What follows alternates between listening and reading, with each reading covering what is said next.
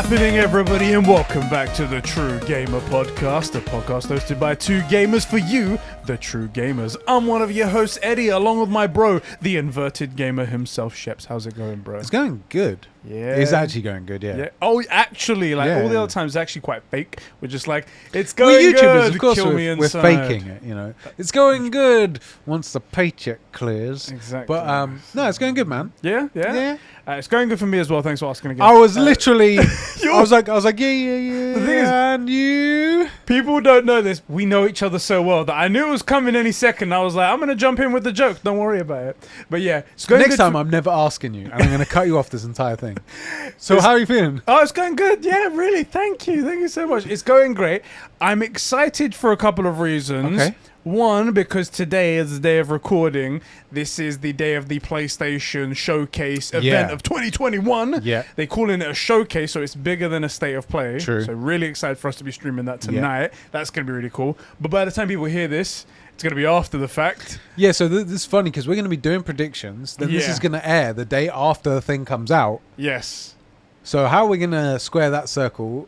I thought that it would be... Normally, this happens all the time, right? All the freaking time. That's why we moved. People don't know, we used to do this ages ago. Since then, we came back and we decided to move our recording day. We cut out a day of our work week because stuff consistently happened after we recorded on the weekend. So we thought, well, we'll go to like Thursday. Yeah. We'll capture most of the week. There won't be much coming out Friday, Saturday, Sunday. And we'll be... They just moved their announcements. They just moved their announcements to Thursdays. Even last week, the Horizon Forbidden West stuff. Motherfrickers. On Thursday after recording. I got home. I was like on the motorway or something, and it was like that's when they were like, yeah, we're doing it now. So we're going to be talking about that today, and a little word of how things are going to happen. So we're going to do some predictions that are immediately going to be invalidated, I'm sure. The second we say it. But that's the comedy of the show. There will be a section where I'm going to be doing a roundup recap of everything that's happened after the show, and I'll insert it early on in the show. Early insertions. So you guys, so you can see what that's all about. So for those of you guys that are here right now and see the title, that's probably what you're here for. It will be in there, but it'll be done afterwards. So everything we're recording here... So just because obviously I don't know, and we'll be doing this in the future. We're going to do our predictions. Then after that, you're going to do a summary video of what happened, what we actually saw. Yeah. Ripping us to shreds, most likely. Yeah. And that will continue. Then we'll continue the podcast. Exactly. That's how it's going to be. And yeah, we'll see how that goes. You probably might as well. That video might possibly go up standalone as well because it'll be good for the channel and things like that. It makes sense. You guys all understand how this all works. That we need to grow the channel and things like that. Yeah. And I think you'll be alright. Talking to people that help grow the channel. Yes. Because this isn't just us. It's actually powered by the incredible superheroes over on patreon.com/Conbrosations. Who do we have to thank? Oh, for God's sake, is that the list? God damn it. I thought that was the topic, so I was like, I'm going to do you over. He hasn't got it ready. We have Diogo Dildo, Isak the Ultimate Cumsock, Carol of Riviera, a.k.a. Catsper the Friendly Patron, Record Friction, that's right. Rackard Friction, Jeremy Renner, that's right, an official Avenger. Martin Scorsese's Master H. Barts 12, the Super Sus Ben Fryer, the Star Wars Encyclopedia, Adam Sunling, the Filthy FIFA Fanatic, Joe McCormack, My Juicy Left Nut, and the Super Sexy Producer Sean, and Kevin, the number one simp.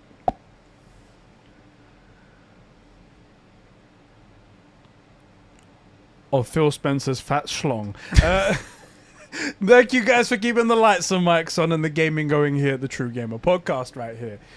Talking gaming and Phil Spencer, I heard that you had him on the phone on your last stream. You're streaming Halo. How did that go? So I was playing some Halo for the first time on stream. Everyone could go check that out, twitch.tv/Conbrosations. No, shameless plug. Because a couple of things. Yeah. One of my formative gaming experiences is Halo. It's one of my... I feel Halo's 1, 2, 3, and you can probably chuck Reach in there as well. Some of the best games ever made. Best IP, all that shit. It's one of the things that made me an X-bot back in the day. Yeah. When we were on PS3 and 360, I was pushing for us to go Xbox One because of Halo. And I deeply love these games. I'm genuinely curious to get your thoughts on it.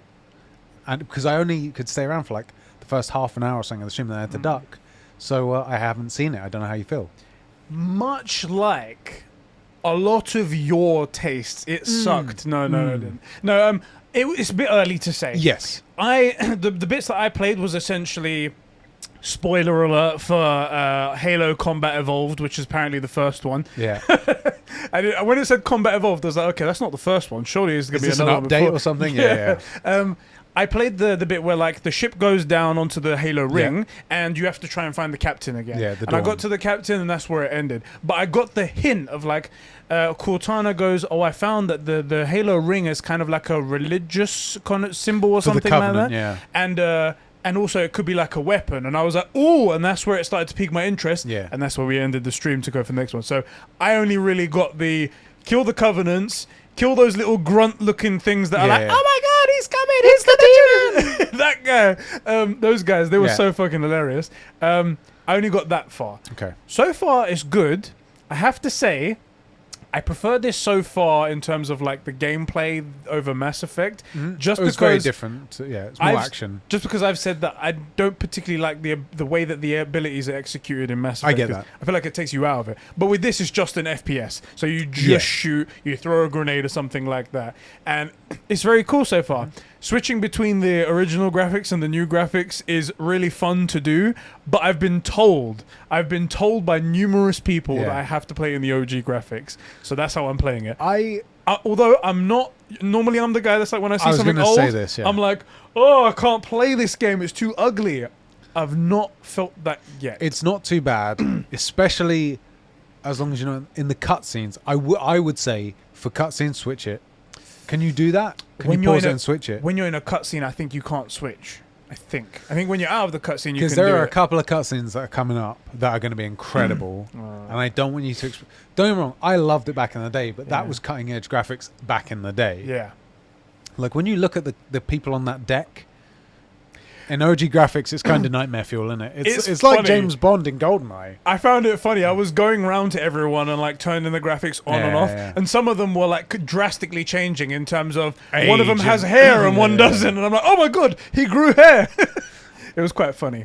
I will say, Go on. Go on. I was going to say, but I am playing the game the way that it was originally intended Right. by Bungie, by Microsoft Yeah, yeah, themselves, on a DualSense controller. Run through a PC. Running through a PC, that's Perfect. it. The way it was The intended. way God meant it to be played. Written in the Bible. I saw it It's there. in there. It's in actually the fifth commandment. Exactly. Thou shalt play Halo with a on a DualSense controller. 3080 With a through a DualSense. DualSense or whatever. Exactly. the That's fuck the you've way got. I'm playing around. Yeah. I loved it at the beginning because I think it was D was there, or one of the guys was there. Yeah. It might have been Dylan actually. I was like, oh, so I am playing this on a PC, just so everyone knows. And I was like, I'm playing it as well through a DualSense Yeah. controller, the way God intended. And everyone's like, fuck this shit, get out of here. That's so Flip funny. tables. And so poetic. I will say a couple of things. Yeah. I think the general gameplay is probably not going to be too hard to play in the regular thing, although obviously it would look better in the current graphics. But it actually did look really good back in the day. It still looks okay. And some things are masterpieces. Like I think I saw you first get to experience the Warthog. Oh, Beautiful, isn't it? the physics Beautiful. in that, the It's way amazing. it slips around Yeah. is just amazing. It's like a greased eel, oh, isn't it? It's perfect. When it's out on the Halo rings, I Yeah. was like, okay, it's on like terrain and whatnot, but it does that even in the ship. Yeah. And I'm like, it's just the beauty of the physics, and I Yeah, love it. It's gorgeous. great. It's so good.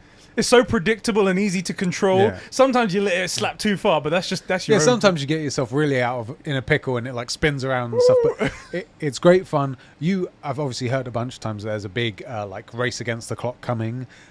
Oh yeah, you told me. You yeah, know yeah. all about this. Me and George have spoken about it a bunch. Tyler as well.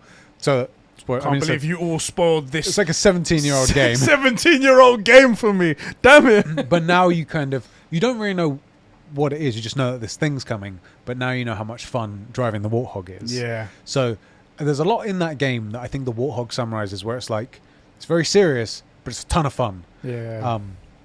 And I will say that one of the things you experienced with Mass Effect was the lore and the world building. Yeah. And they do that not to the same extent, but at that same quality in Halo. Good. So I good. think you got a lot to look forward to. I'm really keen to If see. the quality's there and it's not as expansive, I'm Yeah. still very happy about that, because the Mass Effect, they seem to go quite wide as Yeah. well as deep. I'm okay with going deep and not going so wide. Yeah, Yeah, like a chode, isn't it? exactly. Um, What have you been playing, good sir? so Ghost of Tsushima? I haven't played any more Ghost of Tsushima. This Saturday, I'm going to stream a bunch more. 1 second. Let me just find out how to. No, don't how tell to anyone. how to discover an imposter in Among Us, Yeah, because yeah, we're yeah. here right now with one. Vote. I can tell. So Kick him. So I haven't played it because I started playing it on stream. Yeah. However, after this Saturday, I'm not relegating it to a stream game. Not because Good. I don't love streaming with you guys, but because it seems if I play something on stream, it's doomed to never be completed. Like Mass Effect, I mean, maybe I could have got a lot further and then tell you guys how I felt about the first one had I not said I'd play it on stream. I would say this. I think this is fair. You play the Halos on stream, finish Mass Effect 1. I would even say stick it down to easy because the story is the most important thing. If you're not enjoying the game, Yeah. just get through it. Find whatever you're going to find. Do the decisions because those will impact Mass Effect 2. And then stream Mass Effect 2, which I think is a masterpiece. It's way slicker, the UI is way better. The abilities are like much more hotkeyable. Okay. And it is one of those games where, much like, with The Witcher, where you would have to like change your sign and stuff. Yeah. That is part of the game. Right. So you will still find yourself pulling up those wheels, changing like Garrus to a sniper rifle, and you Right. change yourself to a shotgun and stuff like that. It's part of it. Garrus and Talia all the time, every time. Garrus and Tali or Garrus and Liara, you're never going to run into too many situations where that's a bad combo. Yeah. But by the way, I would recommend switching out people. They're What good about fun. the racist chick? What's her name? Ashley, Ashley. yeah, you, baby. definitely. Miss you, If you baby. could airlock her, that would be great. Also, I think it might be 2 where you meet Morden, who's a tech guy, who's one of my favorite characters in anything. Yeah. But Mass Effect 2 is a masterpiece. And more fun I think it's more fun to play as well. A lot of the guys did ask what am I going to do with Mass Effect, and I'm stuck in this place now. You guys will have to let me know as well. Do you think that sounds good? I play at least one by myself so I can get through it. I can give you guys my thoughts and stuff like that when we Yeah. get back to the show, and then maybe 2 I stream or something like that. Yeah, to be honest, this kind of sucks to say because I think you should stream at least 2. And I know that you've played enough of 1 to really get a feel of how good it is. There's just some things you don't vibe with. I would rather you finish 1 off stream, Yeah. or even if you finished all of them off stream, and then tell us what you thought, rather than it just being a series of games that you have and never play. That's Because they're the worst so part. good. They're That's the so worst good, part. man. And they're some of the best sci-fi games out there. It's the big 3 for sci-fi games, as far as I'm concerned: Halo, Mass Effect, Dead Space. I was going to say Anthem and Dead Space. Yeah. Like those are your big 3. And yeah, I know, there's Star Wars, blah, blah, blah. Shut up. Shut up. I love Star Wars, but it doesn't count for like sci-fi. It's Star Wars. It's a whole new genre. It's not sci-fi, it's Star Wars. There you go. Anyway. So you said I got you off the track because I was talking about my. No, stream I'm happy games, to talk but- about what you're playing. Yeah. That's blessed. Well, I just got you off the track for that. Was it? But have you been playing anything else? Anything yeah. interesting? So I played, I've been playing a good bit of Splitgate. Oh yeah. Yeah, which I know is not really updates of stuff, like still a multiplayer game, but I've been playing that, really enjoying it. Me and Rob jumped on, played a few different games of SWAT, the headshot insta-kills, and basically got back into the OG Halo swinger things, because headshots were a major thing, and just ripped through a bunch of dudes. It was ridiculous. There's a couple of maps on SWAT where it's just a KD clinic. So I had a lot of fun with that. And I think maybe tonight or tomorrow night, I'm going to play a bit more of a Plague Tale. Oh yeah. Yeah. I still haven't gone any further with that as well. Yeah, I'm going to play some more of that.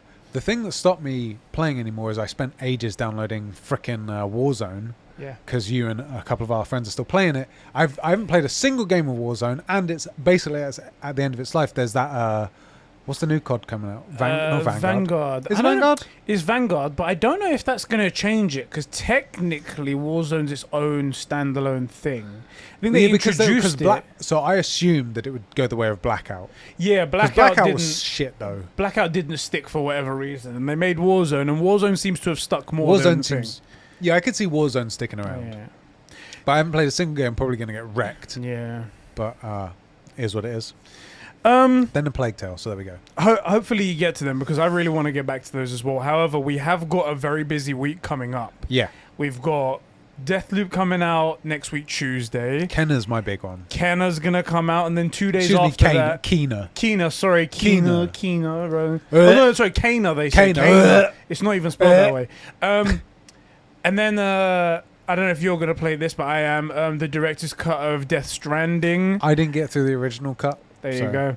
I watched the But trailer. I would love to hear what you have to say about it. Yeah, so we'll see how the extra stuff is there, and I think it's going to look gorgeous. The trailer that Hideo Kojima cut and made himself put up yesterday was I a need to watch masterpiece. that, yeah. It's beautiful, just amazing. And it looks incredible. Right. And I'm like, how... anyone would think that this was made for the PS5 ground up. Right. Because it looks that good. Anyway, so we've got a busy week coming up. Yeah. I will say as well, I've been very impressed with the director's cut. For the 3 hours I put on Ghost of Tsushima, I've been very impressed with...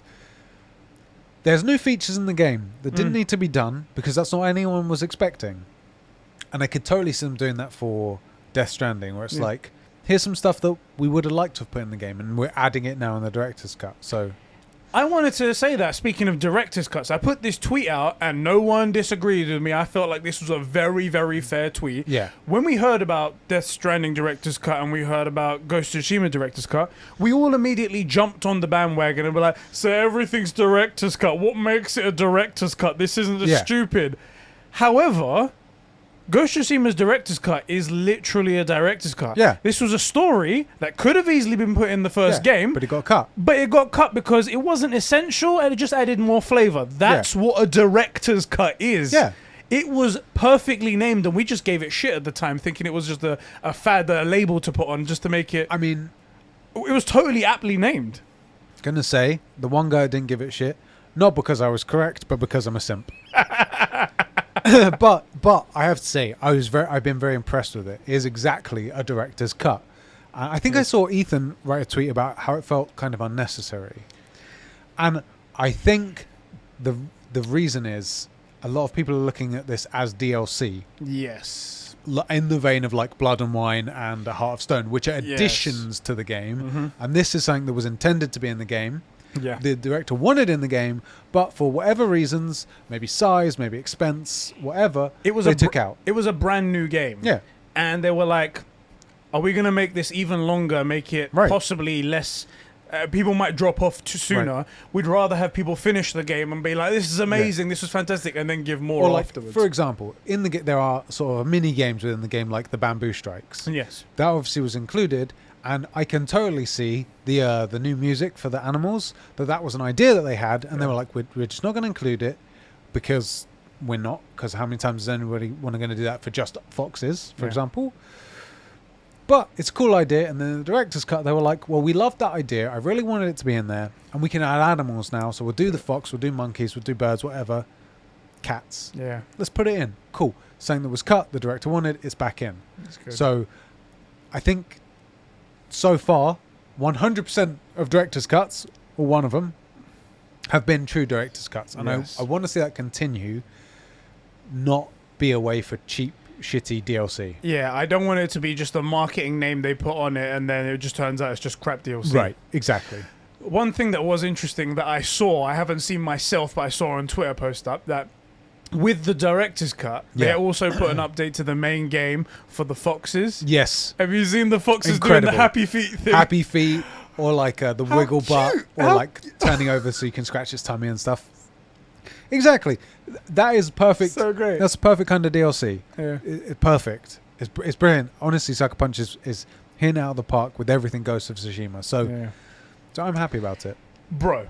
Yes. This is the True Gamer podcast, That's right. evident by the True Gamer chat we Of just course. had right here. Coming to your eyes and ears every Saturday here on youtube.com/ Just search for the True Gamer podcast. just search for the True Gamer podcast. And as well on podcast services around the world. You just need to search for the True Gamer podcast and you can find us on every podcast service out there. If you are watching on YouTube, we'd greatly appreciate if you can give a hit to that like button and bitch slap that subscriber button. And then while you're down there, give it a nice uppercut to the notification bell. Which works every now and again. I have a personal channel, my old channel, and I am subscribed. And you haven't received a single because I need to be subscribed because for like the live chats, so I can be a mod and stuff, and I always make sure I'm there and shit. I'm subbed. I have the notification bell. I got a notification for one of our videos 3 days after it premiered. So, notification bell might help you catch more videos. Do you know what? I'm comfortable now telling people to hit that button because it's not going to annoy the crap out of you because it really works. Right. There you go. If you're listening on podcast services like Apple Podcasts, you can head down to the bottom and rate us 5 stars and drop a nice little comment down there and say how much you love the show. It really helps us raise the ranks over there. It does. However, if you do want to take your support that extra bit further, the extra mile, you can head over to patreon.com/Conbrosations, where you can kick us a couple of bucks a month. Yeah. In fact, for just $1, you can get access to 2 exclusive shows. The True Gamer Plus show, which is a supplemental show to this podcast right here. We talk about all kinds of stuff. Twice a month, that is, so every 2 weeks. As well as that, a Conbrosations podcast, which we're going to record after this month. And yeah, it's going to be, we talk about everything and anything and everything. Unfiltered, no holds barred, full frickery. Full frontal frickery, right? That's right. There. Jesus Christ. That's right. So you can get access to all of that. And if you're at the $5 tier, you get this podcast early. Yeah. Usually 2 days early. This week's a bit of an exception because of the thing that's going on. But you get it early regardless. Do. While we're talking about those people at the $5 tier, yes. Is there something special about them? Maybe I'm not aware. The people at the $5 tier are our official true gamers. They are the true gamers that made this podcast possible. They said they wanted a true gaming podcast, and we said, give us your money, and we'll do it. I can do that for money. Give us money so we can buy pop vinyls. By the way, I'm 1 away from completing my Justice League, Zack Snyder's Justice League one. By the way, the funny thing is, I make the joke about how we're greedy in that. We haven't seen a single penny. Yeah, it's all gone to the show. Camera, microphones, stands, SD cards. And then printing out stickers. Oh yeah, we need to mention that as well. Yeah, so in case you guys didn't get the message on Patreon, or if you're not a patron, you want a sub, whatever, we printed out these True Gamer stickers, these clear stickers you can see on the back of my very laptop cool. right here, and we're giving these away to all of our $5 patrons. Yeah. If you're a $5 patron and you missed it, you need to DM me on Patreon privately your address so I can send it to you guys. Just a little thank you for supporting us and being so cool, and just a little more on the sales pitch. They are thank you. They are they are limited. So if you see on Ed's computer there, that's actually Conbrosations 2077. Yeah. That was a limited run we did with the Cyberpunk game case and stuff. Cyberpunk. So you might not get them. Might be worth it. It's up to you. It's up to you. Totally decide, but they are very cool. So who are these losers with no taste? These losers with absolutely no taste are Jeremy Horde, Sheps' Crusty Right Nut, Catsper Coral, Isak Manny, Record Friction, Tobias Forge, please release the new Ghost album, sincerely Adam, Kevin Crow, Super Whale Ben, Joe McCormack, GC Nightwalker, Diogo, you absolute thithering thothage, aka Zacchino. Thanks for finally releasing Donna and adding Kid Cudi back to Moon Kanye. Sincerely, Ashton. Eddie, fix your fence. Vanda, Fishy, The Jackal, Max H, Cobra SS, and Albie Scory. Is Vanda new? Vanda was at a lower tier. Yeah, and he just upped new himself. into the True Gamers gaming. Yeah, exactly. He's gone actually to the producer level at $10. Oh, so shit. The guy is like gamma. What happened was his grandma passed away. And he got some inheritance. It was only like 250 quid. But he decided, I'm going to give this all to Conbrosations. Soon he said he's going to send the rest of it. Cool. So we'll see what happens. Cool. We took that down a dark path, didn't we? That got really dark. I was going to say he stole it, but then I said passed away. And I was like, well, I'm in the joke now. I've got to continue. I'm committed. I've got to go down it now. There we go. Thank you guys for keeping the lights and mics on and the gaming going here at Conbrosations. Yeah. After all that shilling, however, if you guys do not want to give us any money, we totally understand it. We are absolutely fine with you coming here, watching, giving the likes and stuff like that. We put it up on YouTube for free for a reason. Like, if you want to support it. It's cool. Exactly. End of the day, this is our passion. We just want to talk games with you guys, and that's great. That's all we really want to do. But what if you enjoy it and you don't want to give us money, which I totally get and totally understand. Liking the video helps. Leaving like an actual comment responding to the video is really good for the search engine. It helps us a lot. It's really good fun to interact with you guys. What? I just remembered something. What? We're monetized now. Yeah. And whitelist us on your ad block. I was going to say, we just crossed over the 1,000 subscribers. We're partnered. We're monetized now. So that's another way you can help if you have the add-on and then, do whatever. Great. Let me just check. We are still over 100. Yeah, double check. Last time we were like, we cost 1,000. Then we checked and we were. Can they take it back after we've gone in there? They've done worse stuff to us before. Yeah, they have. There's a reason we're on a channel with 1K subs and not our 10K sub channel. Yeah. Because this one isn't shadow banned. We're still at a K, yes. Woo! Call that official. There we go. Also, I need to. So. But yes. So that's everything there. Yeah. Thank you guys so much. We'll see you when we Yes. see you on Conbrosations, Twitch channels, all Yeah. that for the stuff. Let's get into Now, today's. Talking So, about... go, you can say something? Go. Well, I was going to lead in, but Okay. you remembered that we're at 1,000 subs, which good for us. Yeah. Woo! Another pat on the back. Here's a reason for you to actually write a real comment. This is my not new. It's now been going on for like 4 weeks now. Yeah, about that. Yeah. But it's my favourite segment of the show. If you are new around here, we're stupid. Like, really stupid. Like, double-digit IQs look like pretty impressive to us. Like, man, maybe if we work really hard, we can be half of one of them. Yeah. You know? Yeah. And so we've never let facts and information get in the way of a strongly held belief or just saying something because it was funny on the internet. And so we typically say some incredibly stupid stuff and ill-informed things on the internet. And we have this segment, Correcting Conbrosations. So when we say something stupid, head down to the comments of this video and say, when you said that God of War was releasing in 2020, actually it was... whatever we say, Yeah. correct us. We will read out your comment next podcast, next show in a week. Podcast. Yeah. And we're doing that right now. So on our last episode, a couple of people said congratulations on Yeah. reaching 1K and stuff like that. James and also Earl Jones was one of them. Thank you so I much. freaking for love that name so much. It's incredible. It's the best. Enrico, however, did write in with an actual thing to talk about. Okay.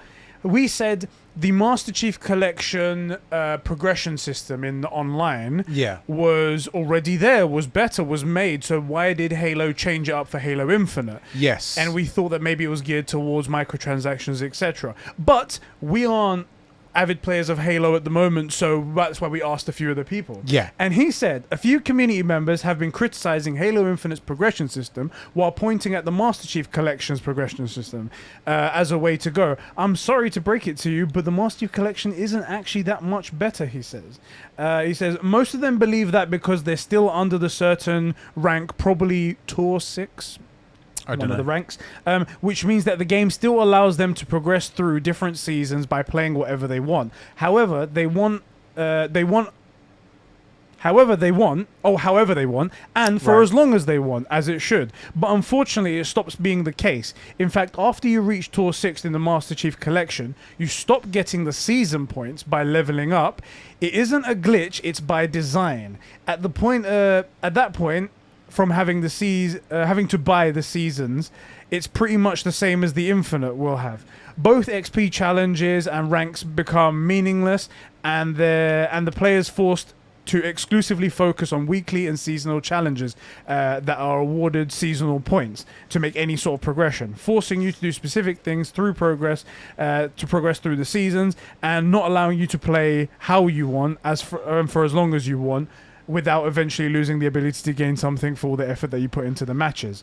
So that's something I didn't know. A lot of people were saying that Master Chief was fine, but I guess after a certain point, it reverts to Halo Infinite. Maybe they weren't high enough level in it. Yeah. But that's just well, then it should mean that it should just be like it is from the beginning, all the way up to Tour 6, all the way through. Yeah, it kind of feels like 343 went, what company should we base our progression system off?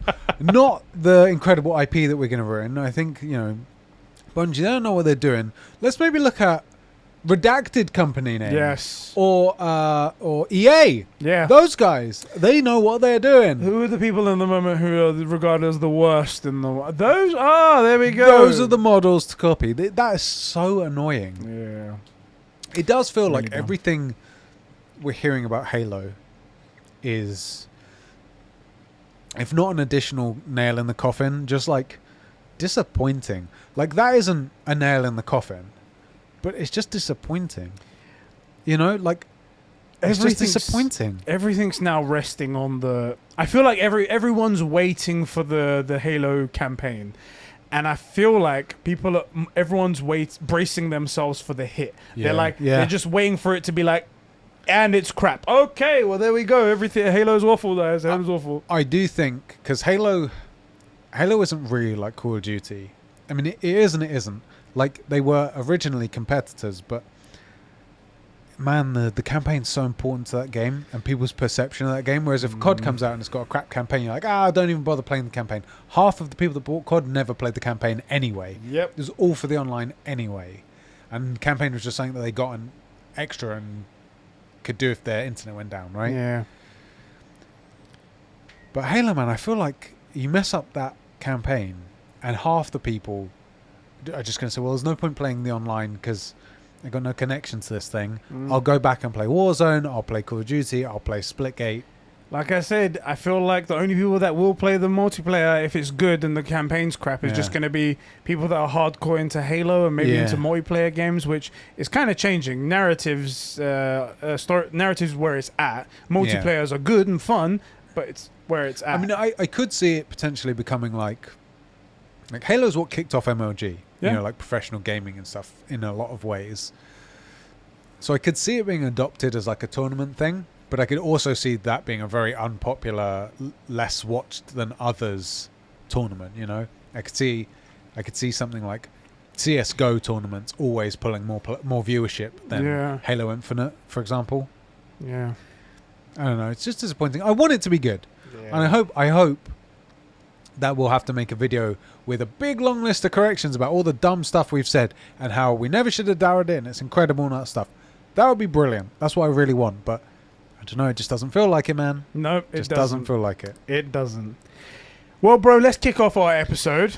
Yeah. You going to timestamp this, yeah? Couple of things. Oh, do you know, fucking, I should have done that from the beginning. I didn't even remember to do that. Thank you for reminding me, my great co-host. Thank you so much. We're professionals. Professionals right there. Okay, starting now. So, today's topics are going to be the PlayStation 5, so PlayStation Showcase recap. Yeah. Our predictions just before that. We're going to do some light predictions. We're not going to go very long, but we'll do some stuff like that. We're also going to be talking about the Horizon Forbidden West dual entitlement fiasco that went on and how Sony lied and etc. stuff like that. And also a little bit more on the cooling side of the PlayStation 5. Yeah. The new PlayStation 5. Okay, so let's kick it off with...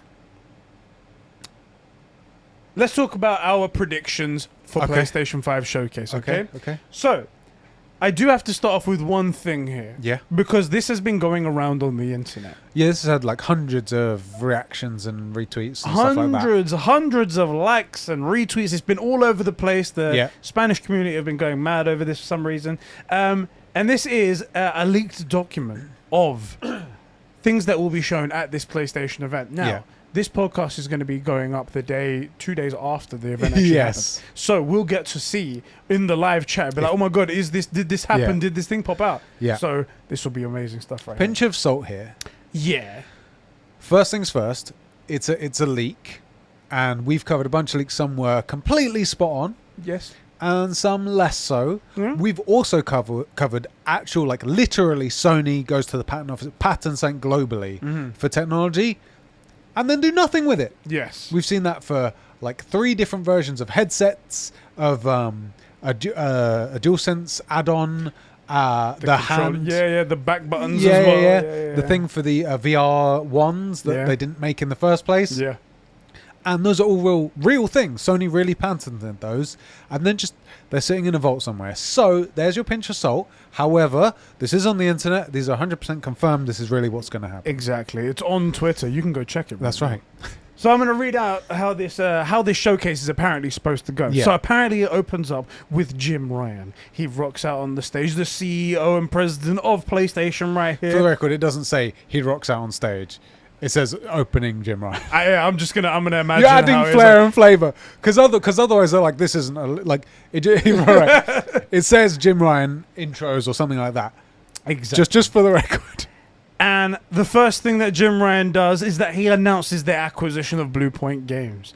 The Blue Point Games that we saw the picture of back on Twitter, and then they were like, oh, no, that's a mistake. Delete that there. So we get that. That's been a rumoured... We know there were business talks. That's a real thing that happened. Negotiations, but apparently that broke off, what was that, like 2 years ago?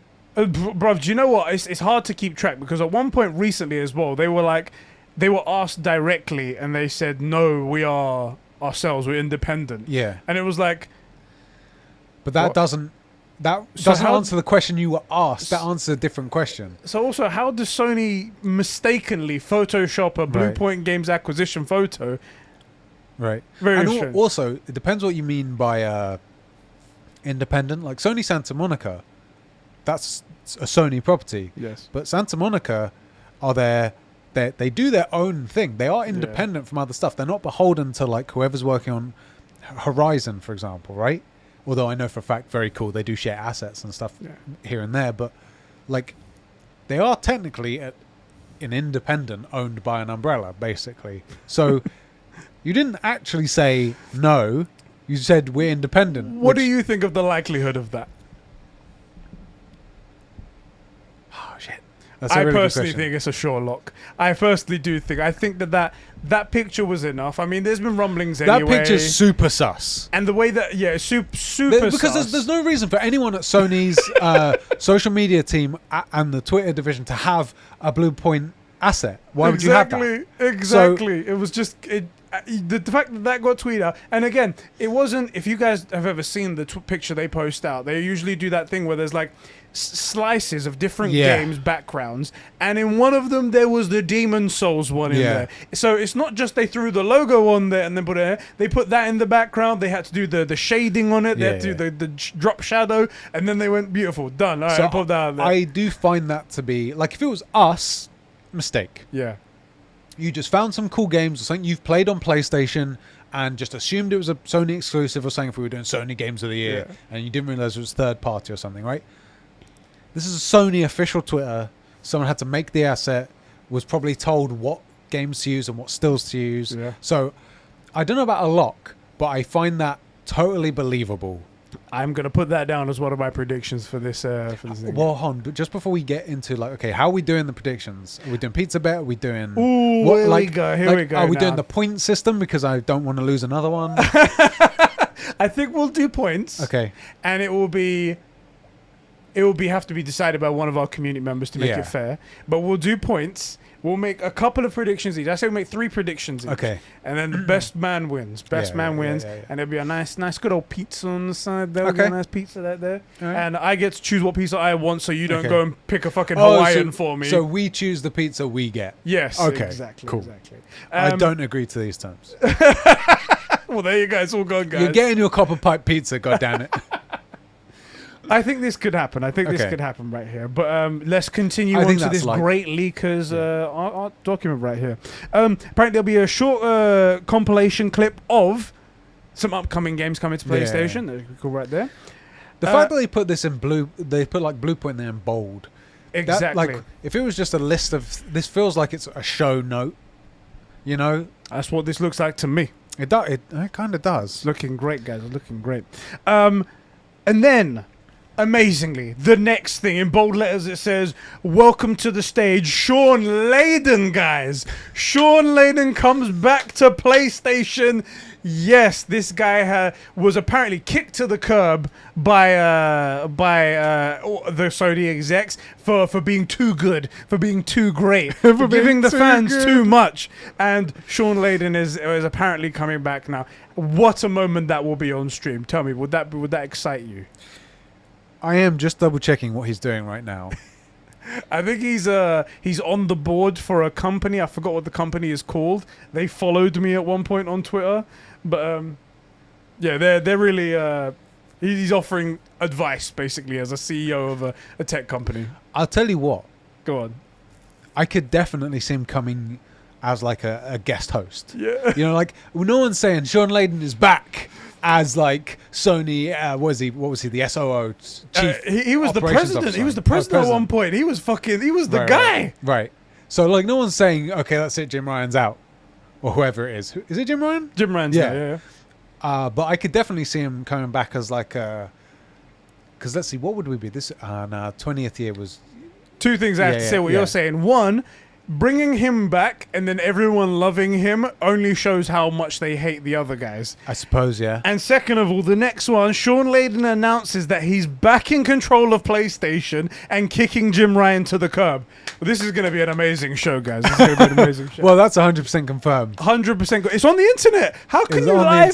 And the picture that was taken as well, it was like off screen. Come on. Yeah, so for those if you haven't seen the tweet, the picture, I think it was what you got sent, was like someone took a picture of like, I guess the email for the list of the stuff supposedly. And it has a PlayStation logo at the top. You can't just get that off of Google. That's true. You can't just get that off Google.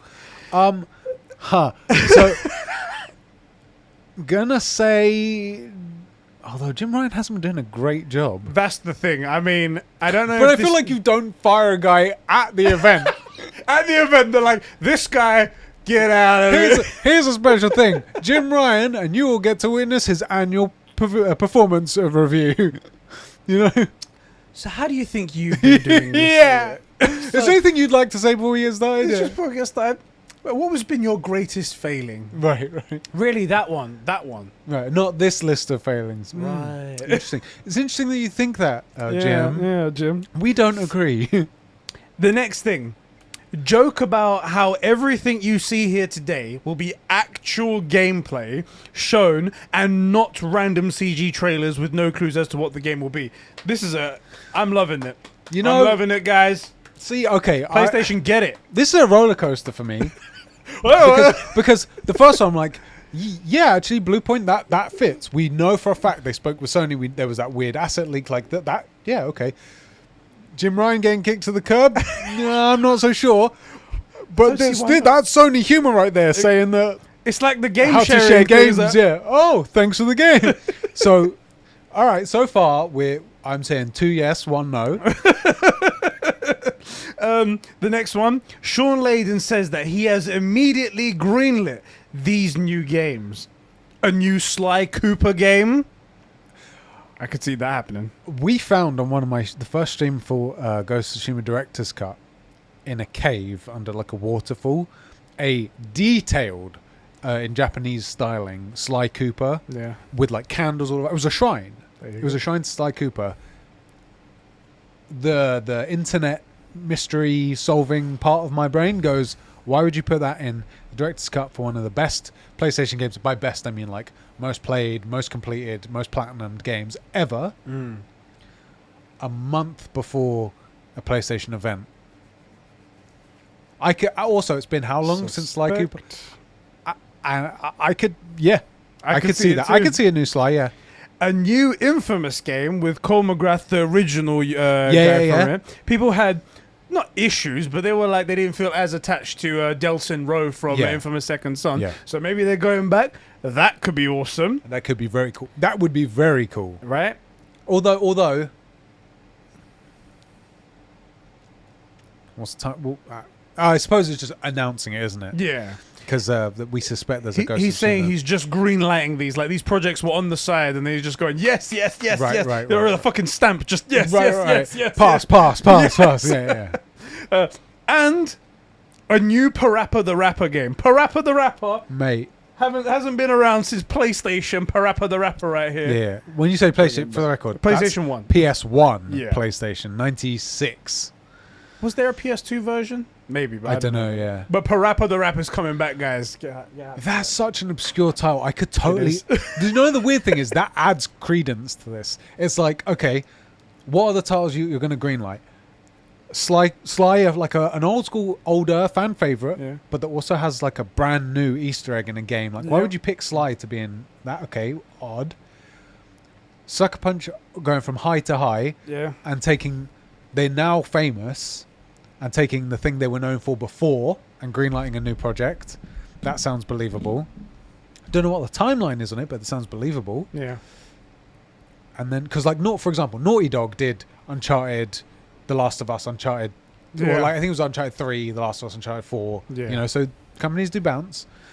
But then Parappa the Rapper is like, that's so weird. That's so out of the left field. This is Sean Layden for you. The guy loves his like smaller, obscure niche games. He walks onto stage. He's like, in fact, not even on just on stage. Didn't he come out with a t-shirt? What was that t-shirt he was wearing? Oh, you know what? Yeah, but you know the thing I mean. He's like that. In fact, twice in separate interviews, he's mentioned a game called Vibraman. That game nobody knows about. That. Just the hardcore people know about. And this guy is just like constantly banging that drum. He's like, yeah, guys, yeah.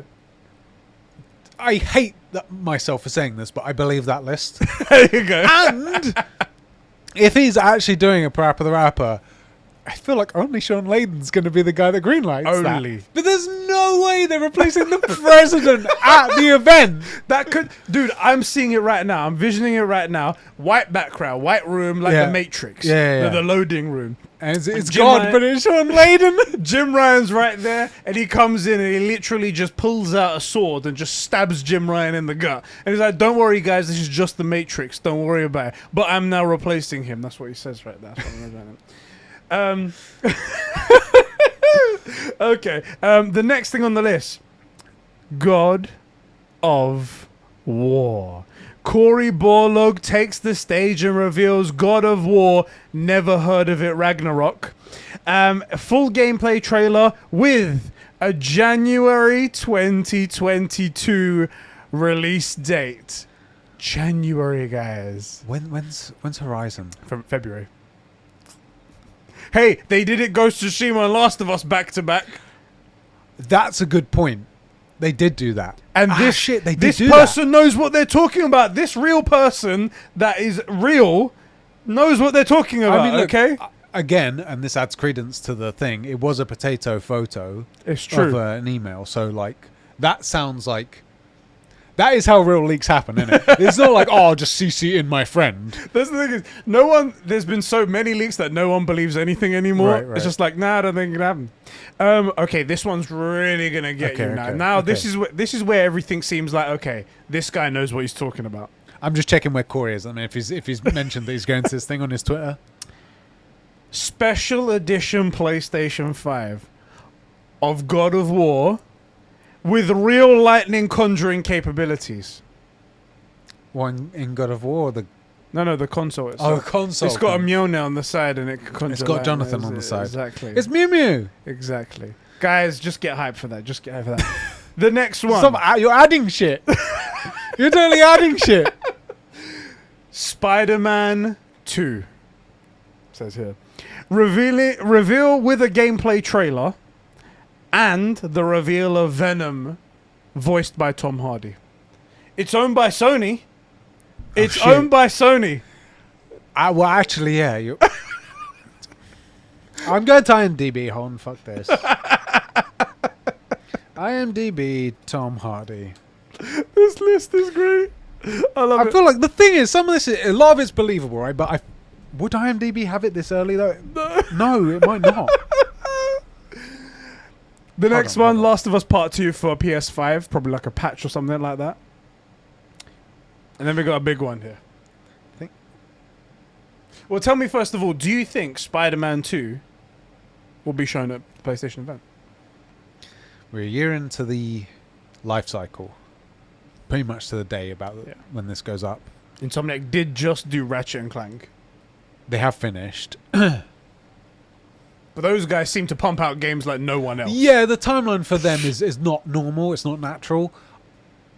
I feel like Spider-Man 2 could be on the cards. I don't know about gameplay trailer. I don't know about gameplay. Although Insomniac again are the kind of guys that go, oh, you need a gameplay trailer? We'll just start the game from the thing we're going to show. Fuck it. We'll render out this bit and you can show that. Plus, they can reuse a bunch of assets from Miles Morales and stuff because that's PS5. Yeah. Shit. Maybe. I personally, I can see the outside of- villain of it. Also, Venom will be a great villain. Outside of this, I personally do think that we'll get a Spider-Man reveal because a lot of people are asking at the moment. It's like, what are the next games Yeah. for PlayStation? We know that God of War's coming, which is amazing. Yeah, we know Horizon. Horizon's coming, great, no problem. GT7, it's a niche game. It's not for Yeah. everyone, but still a great game. I feel you. What's Naughty Dog doing? What's Ben doing? What's all these other studios doing? What's Insomniac's next project? Surely they're not just going to stop after Ratchet and Clank. Yeah, and that's Ratchet not and how it Clank doesn't works. look like it's going to be another one in the franchise. Yeah. And people aren't clamoring for that as good as it was. Yeah. Did But you play they it? are. You did, Yeah, didn't you? fucking, Yeah. yeah, of course. Platinum Yeah, trophy. I was going gonna to say. But what would make this thing so hype? I think a Spider-Man would reach so far Yeah, as yeah, well. yeah. I think everyone knows Spider-Man, and everyone's got this thing now where they're like, PlayStation have Spider-Man. Yes, but PlayStation's the home of Spidey in it. And that's why I think it would make it. And it would push I'll tell units. Push I'll units. tell you again, there's that thing for the custom God of War Yes. thing, Yeah. minus the real The lightning. Conjuring Lightning, yeah. I mean, they could do introducing a couple of custom things. Like now you get a Spider-Man one that really spunks in your eye. Really, yeah. The Spider-Man move right there. But I mean, I do feel you. I think another Spider-Man is obviously coming at some point. Yeah. It's not unless Insomniac shut down. Yes. Which they're not shutting down. They purchased them for $229 million. Yeah. That is a bargain for what they've produced and what they're going to produce. And also compared to what somebody else on the market got bought for with nothing to show for it for a decade. It's like, guys, give us some CG trailers. Let's go. So, yeah, I could feel that. I've been saying and actually kind of calling for this like bunny hop of like Pete Miles. Yeah. I could see. Do you know what would be cool? And to play on the Spider-Verse, do Into the Spider-Verse the game. Wouldn't that be sick? Instead of Spider-Man 2, because that was presumably a Pete title. Yeah. Into the Spider-Verse could be sick. That would be really cool. And also it plays on the movie coming out, the hype of the movie. And they showed that the we know art style works. Yes. Because if you guys didn't play Miles Morales, you can get the suit from Into the Spider-Verse and get the attachments for it to make you like low frame rate and whatnot. It was so it looks good. Brilliant. So good. And I think when Miles was coming out, when Miles Morales for the PS5 was coming out, there was again this argument, which was that no one wants a black Spider-Man, he's replacing Pete and blah, blah. It was stupid. Well, no. The original Miles Morales wasn't very good. Right.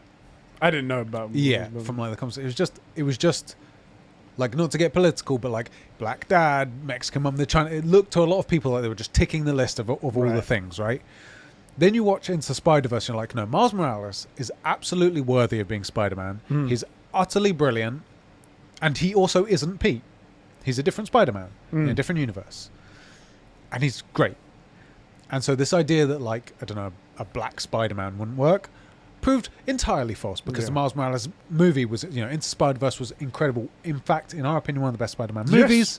Definitely. Despite being animated, and the Miles Morales DLC standalone, it's still fuzzy. Standalone-ish. Was also fantastic. Yes. So I would love to see a Miles Morales, like a fully fledged, and that's what I believe. I said at the time, I think that the Miles Morales DLC is them testing if Miles will sell. Yeah. And I think the way you do it is you put Miles into the Spider-Verse, because then you can play off the movie hype, and the whole point of the Spider-Verse is different realities, right? So for anybody that doesn't know Spider-Man, doesn't know Miles Morales, but goes and see the movie, well, they know alternate realities. They know there's going to be a bunch of different Spideys. So here's a black kid. And so if you don't know Miles, but you see the movie, it fits. Yeah. So I think that would be a brilliant game. Plus, I want to see a full-length Miles Morales game. That was so good. That was my one criticism, that it was too short. I was like, God damn it! That's the only thing. I want more. That's the only thing I've ever seen anyone say bad about that game as game standalone DLC, whatever you want to call it, is that it isn't long enough. I want more, baby, more. Yeah. Okay. Well, before we go into the next one about the special edition PlayStation 5, how do you see them ever doing a special edition PlayStation 5? Because it seems like they made the side panels removable, easily changeable, and part of the like aesthetic to keep the middle black and the rest. Yeah. Do you think they sell plates, or do you reckon they do special edition PlayStation? I reckon they'll do special editions. If I was them and looking to make this part of the business model, I would do special edition PlayStation 5s plus panels. But not for the special edition. The only way to get the special edition, like I would do a gold, a diamond, that kind of thing. Right. Like a run of only 10,000 for when you hit 100 million units, because of course they will. Because we're already at like 20 million. Jesus Christ. What are we at? We're nearing it. I think the last one we got was something like 12 million we got, but they're saying that by March it's going to be like 20. No, they said they're 14 more, so like 26. So Christ. We're probably close to like 16, something like that. So I would do stuff like that, where the only way to get the collector's edition PlayStation 5 is actually the PlayStation 5, where it wouldn't just be the panels. Yeah. I would change the plastic. I would change. Sony's going to hate this, but the color of that freaking light bar. Yeah, that's Sony. Come on now. But and this is you're going to hate me. I wouldn't make it blue. Oh, I'd make it gold. I do like for sort of like 100 million. It would be like a gold one and stuff, diamond stuff like that. Okay, all right. Well, And, for special editions, I don't mind. I don't mind doing that. And then I think I would make it part of my model, because now Sony sells to direct to consumer. We Yeah. can go on like PlayStation.com/en or AU, wherever you live in the world, and for like 50 quid or something, maybe less, get your Spider-Man panels, get your God of War panels, because all you have to do is print them. I just don't understand why it's not a thing already. And DS5s as well. I would do panels and DS5s. I can understand them. Like, if this was their whole business thing from the beginning, where they were like, instead of us making a dedicated SKU every single time for a console, and then maybe those consoles don't all sell, and then they just sit on a shelf somewhere, whatever it might be, but then people just buy the standard one over and over again, we can just make one SKU of the standard one, and then sell all these plates to any hardcore person that wants them. And we can even push them to retail, and retail can have them on the shelves, and people might go, oh, I want to pick that up. It's only 25 quid, 30 quid, whatever it might be. Well, you could also push to your devs. Exactly. Because I'm telling you right now, if frickin' Ghost of Tsushima Director's Cut had come out with, for an extra 150 I would have paid for the DS5 and the plates. The controller, yeah. Controller and the plates. I would have paid 150 quid for it. That's okay. I think $100 Plus the £100 director's cut for the controller special edition, and then like 50 quid for the place. I think. That's right. But still, But the thing is, doesn't seem to be the plan. Why not? We're fucking nearly a year in, and we haven't even heard a murmur. And they've made it so it seems like that's what they're gonna do. It's like going, oh yeah. So prediction, they're gonna announce it here. It's like getting. That's my prediction. Prediction number one. They're gonna say we're now doing custom side plates for PS5. I bloody hope so, because there's so many talented people out there that are just designing great stuff, and PlayStation are just like Pope on Twitter. Yeah, like Pope and Boss Logic. Yes. Are like my two go-tos for like digital art around gaming and consoles and stuff. And like the stuff Pope's made for Xboxes is the best thing about Xbox right now, as far as I can see, and I'm not joking. He made a Needler controller. I know he did. And I've only ever seen the Needler like in artwork and stuff like that. It looked great. It looks amazing. And I just think like hire a guy like that, like an actual fan of your game, of your console, and have them draw up some stuff. Why don't we have The Last of Us? Why don't we have I just drew a complete freaking blank for PlayStation exclusives. Some Final Fantasy stuff. Why don't we have a bunch of this stuff?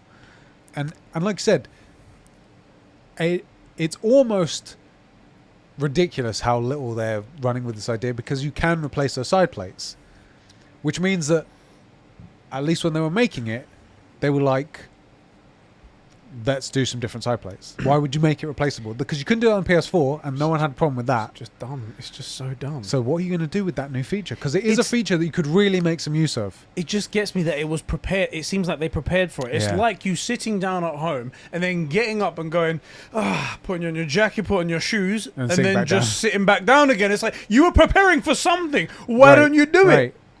Anyway. That is frustrating. I do hope there is something.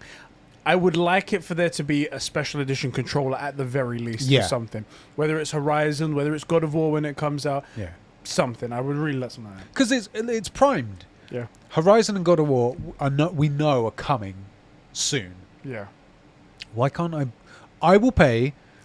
To be honest, even for Horizon, I love the aesthetic of that game enough to buy plates. Like the white and then the black interior parts of it and stuff like that. It could be very much like one of the robot dinosaurs. There could.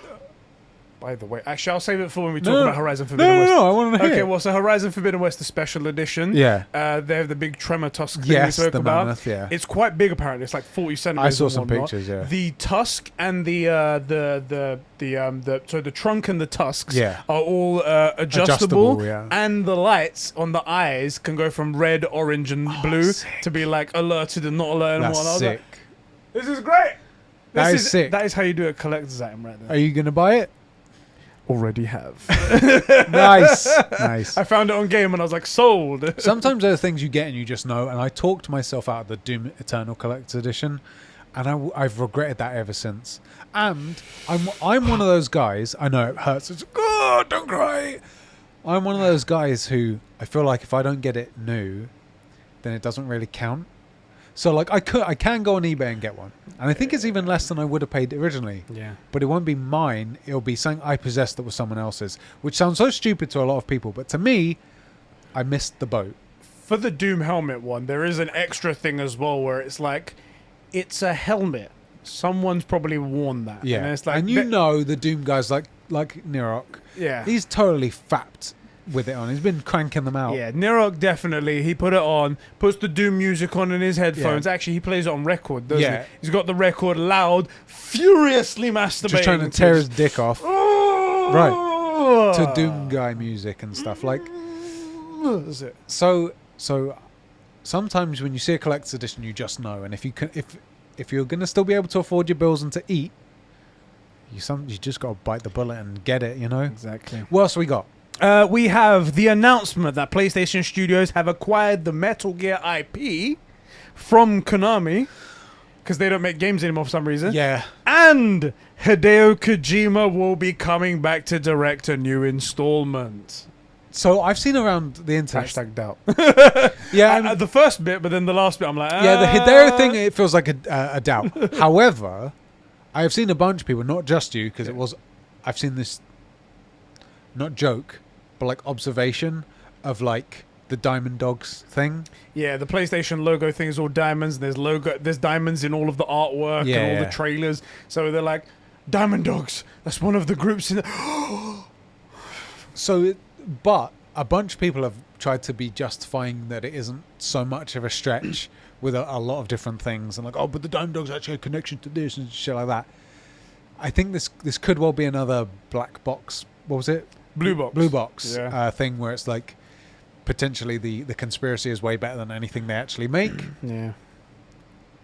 But Metal Gear, it's been what?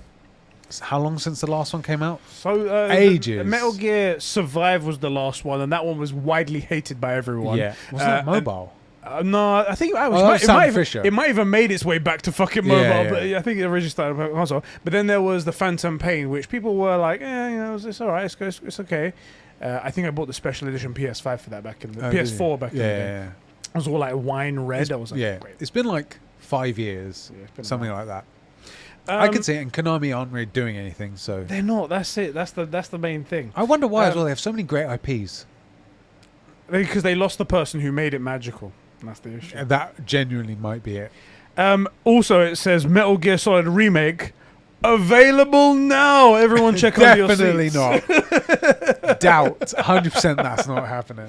That would be. I want someone to do that. I want someone to do that with a massive name, just to bite the bullet and go, fuck it, no promotion whatsoever. We'll save on the promotion money. Don't worry about it. All the PR stuff. How long has this been Corey's pinned tweet? Reminiscing about how 8 years was. Because he just changed. I think this is quite new. So Corey, I think, has just changed his pinned tweet to the storyboard stuff for the God of War 4. While you talk about the next thing, I'm just going to look and see if they have any times to God of War 5 that was like left out. Because I'm just curious. Interesting. Because every now and then, because we do talk about him a lot, I check out his page and I haven't seen that pinned for ages. So sorry, please continue. The next one says Bloodborne. From Software announced Bloodborne PS5 patch, which fucking thank fuck for that. We've been waiting forever for a PS5 patch. We just need it. And it says Bloodborne 2 2022. Bloodborne 2 is coming, guys. Confirmed right here. Confirmed by right the there. The PS5 update makes total sense to me, actually. That's exactly the sort of thing From do. That's actually what From Software do. So I could totally see that. Bloodborne 2, though? This is the thing. Bloodborne is spoken about by so many people. I've never played a roguelite. It's not my thing, and I know about Exactly. It's not your style of game. No, You're not at even close to that kind of gamer. But even you know about it. And everyone talks about Bloodborne. I love Bloodborne. There is no way they don't make a Bloodborne 2. How could you not? Unless Elden Ring is it. Elden Ring, yeah. That's the thing. They are doing Elden Ring. And also, one of the things From's known for ports, right? No, you're confusing Bluepoint with them. Oh, that's right, Yeah. Bluepoint. Yeah, never mind. totally got those back to front. Here we So go. I mean, That but could happen. Elden Ring is presumably about done, right? January it's coming out, so it's probably nearly. So it's nearly about there. done. There's no reason that you can't, like, if you're from software, you know, bless you. There we There go. you Thank If you're God it from didn't go away. If you're from software, you know exactly where you're going after this. Like, companies don't just stop for 6 months until they get a new project, right? No, no. Not companies like Naughty Dog and From Software and stuff. Especially if it's your passion and you want to make money as well. So I think they would absolutely have an idea now that the game's basically done. It's in its polishing phase. Yeah. That they know what they're doing next, and they will have cleared it with Sony. And crucially, George R. R. Martin has actually finished the writing for Doubt. Elden Ring. Doubt. So it's Finished the probably writing for Elden Ring before he finished the last book of Game of Thrones. Typical Martin. But what he can say is that it's not going to end like Game of Thrones, the TV show. What he can say is Thank that. frick. So, But that's just like saying, oh, those guys crashed down the road. I'm not going to go that way. right. Yeah, I bet not. I bet you're not going to do that. God. Although, isn't it? Don't you think it'd be too early to announce? Honestly, Unless It might be early. unless they do a full like 15-minute gameplay trailer for, or maybe not 15 minutes, but a full Elden Ring trailer, and then say the next. also, this Yeah. is happening. This is coming in a thing, and we'd like to announce our next project is Bloodborne 2. I could see that being the way. Yeah, I could see that being the way. I could see that happen. I could actually see that I happening. think that's going to be one of my predictions, that we actually see. Oh, that's a lofty bet. because I could see Elden Ring gameplay and Bloodborne 2 logo, like the like old school cover art. Yeah. I could see that, but I don't think we see anything more on that. So to wrap up, to give you my my prediction so far, I do think the Blue Point acquisition thing is a sure lock. That's gonna be one of Yeah. my predictions.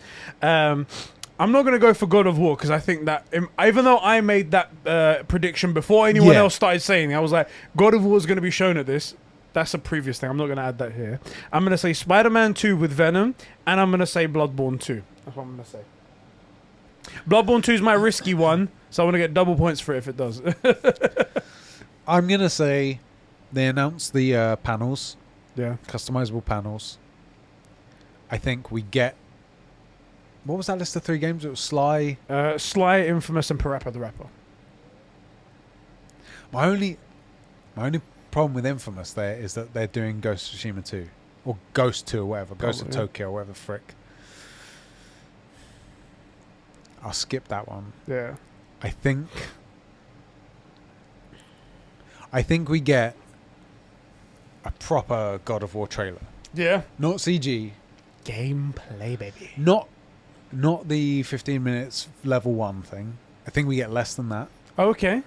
Not because they don't have it, but I think that's just they're not ready to show it. They're like in the hype cycle, they're not ready. So you don't think they'll do it like they did in 2016, where they pull out the correct. controller, Corey on stage? Well, do you know what? I change it. If Corey's there, then they'll do it that way. Yeah. If Corey's there, then we see Corey play the game. This is going to be interesting because if we are for companies, we are still in the pandemic. Yeah. And they how they do things now is just like CG screen. Everyone's completely independent. No one's next to each other. So it's Right. it's different to the 2016 vibe where it was Right. just You just sneak- turn up. sneak Corey onto the stage, Right. pulls out a controller, and then just starts playing a game. Right. You know, it's different to that. All right. Okay. So what was your ones? You were saying God of War, the changeable panels. And then, You don't have to have another one yet. We still got some bits to go through. all right, let's keep going. The next one, GTA 5 A&E. I guess accident and emergency. Sometimes these insiders and PlayStation, they got no time, so sometimes they put a bit of a typo. Don't worry about it. Expanded Enhanced Edition gameplay reveal, because we still haven't seen the gameplay of this fucking expanded edition Okay. yet. And Rockstar announced that they have made more money than God, so this game and everything in GTA Online will be free with a free patch. Yeah, that's happening. That'll be my third one. Guys, Nope. it's official. GTA have sold so many copies that they're making everything free now. So GTA 5 A and E. It's supposed to be E&E, that one there. Okay. Yeah. Expanded and enhanced. That's what the edition's called. Do you know what's really stupid? Go on. Kind of believe it more with the typo. I kind of believe it more because it's just like some interns typed out the list. I give them some slack. All right, as the resident typoist in the world, I'm gonna say. Also, if someone's like, so John, what was that last game on this? That was GTA 5 in A&E. In A&E, there you go. There we go. Right there. I could believe. I mean, they posted the Blue Point promotional picture right. by mistake. These guys, they can't. I can believe we get GTA E&E hype stuff in there, but the free patch thing, I'm gonna say that's a strong doubt. Strong doubt. And what about free everything in GTA Online? Doubt. Yeah, I'll doubt that as well. The next one, Final Fantasy VII R Part 2. So people have been waiting for this forever. Also, it's been, what, a year and a half? I think it's been about a year and a half. Yeah. We saw it at EGX It's 2 years 2019. ago. And I think a year and a half. I think it has been a year and a half. It does say here, revealed to have 100% more cloud, as this game will feature 2 clouds. Get hyped. Did you make that up, or does it say that down there? No, it does say that. There's 2 clouds right here. So, get hyped for 2 clouds, guys. Do you know? Shame there's... Well, I guess one's for Aerith and one's for... What's the other bitch called? Tifa. Tifa, that's it. One for... The worst thing is you don't know, and I'm not going to say it, but they actually could technically fit the canon. Really? Yeah. Can it? Yeah. It's a stretch. It's a real stretch. Because I don't want to reveal about Cloud stuff because I haven't played 7R. I've only played 7. Okay. And I know it departs a little bit from 7, but it's it's mostly canon. 2 of them jump off of the train. Yeah, not quite. But Cloud, Cloud isn't exactly who you're led to believe he is. Oh, That's all I'll say. Have you played Final Fantasy VII? No, I do want to play it. Everyone says I should. You played not beta. Demo. Yes, I played the demo. You liked that, didn't you? I did like it, actually. It was quite cool. Yeah, so I'm not no spoilers, but that's stupid. But it's loose, it's thin, but you could technically make that work. 2 final ones. One of them, Silent Hills. Hasan Kahraman takes the stage and reveals that he is Hideo Kojima in a rubber mask like in Mission Impossible, and Abandon is actually Silent Hills. You definitely made that Now, up. this is what he gave me. I don't change anything, okay? But that's what he gave me. Question. Does it actually say Hasan Kahraman or does it say HS takes the stage? Hasan Kahraman. It actually says his name. Yeah. It says, hey, Hasan Kahraman takes the stage and he says that he is Hideo Kojima in a rubber mask, and he pulls it off like in Mission Impossible. It was me all along. Oh, we would have got away with it too if it wasn't for you pesky single Turkish developer in the Netherlands who tweets at 3 a.m. local time. It wasn't for you? What do you think about a Silent Hill game being shown up for this? Is it going to happen, or is it all just something we've made up? I could see a Silent Hill potentially being thing. Well, depends if it's Hideo or not. I think Hideo more than Silent Hill. So I think the likelihood that we see something from Hideo is greater than the likelihood that we see specifically Silent Hill. Does that make sense? Yeah. So it could be anything. Could be Metal Gear. Could be a brand new project. Dear God, I hope it's not PT. Death Stranding 2. Well, I mean, we did have that thing from Norman Regis saying that he's working on Death Stranding 2. But we don't know what that's all about. So there you go. That's true, actually. So Norman Reedus did say he's working on that. So I could see a Hideo project, i.e. Death Stranding 2, more than like Silent Hill specifically. I think the focus is actually that it's Hideo, not the title. I think Death Stranding 2. Yeah? Yeah, I think Death Stranding 2.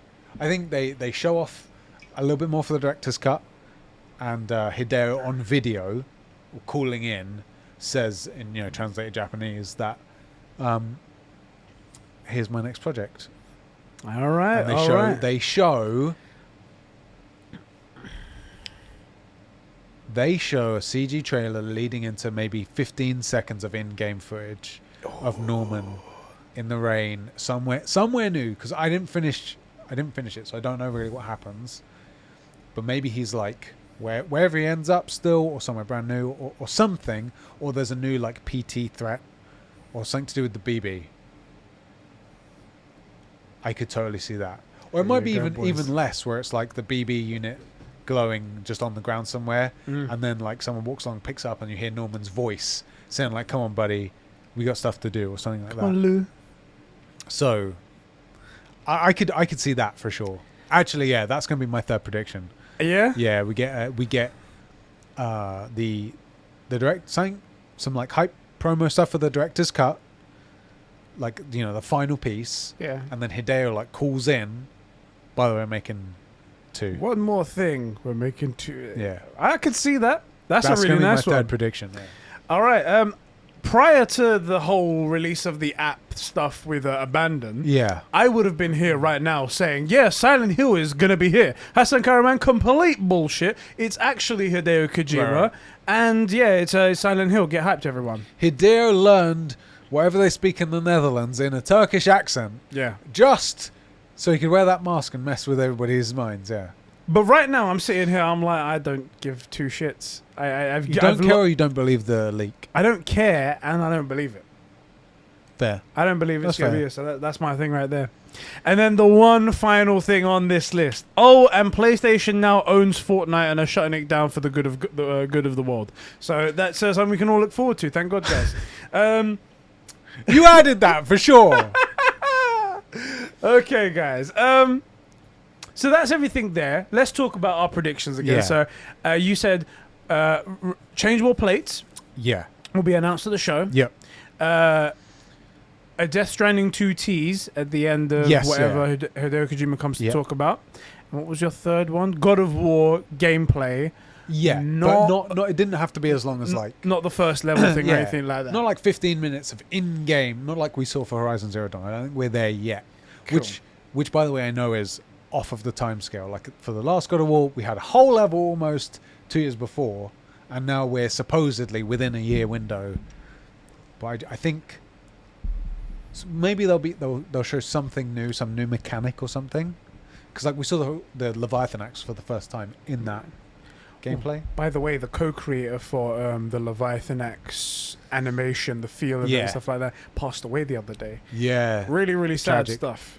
Tragic. Rest in peace, you know. Yeah. My predictions are going to be definitely Sean Layden's going to kick Jim Ryan off the stage. No, that's not going to happen.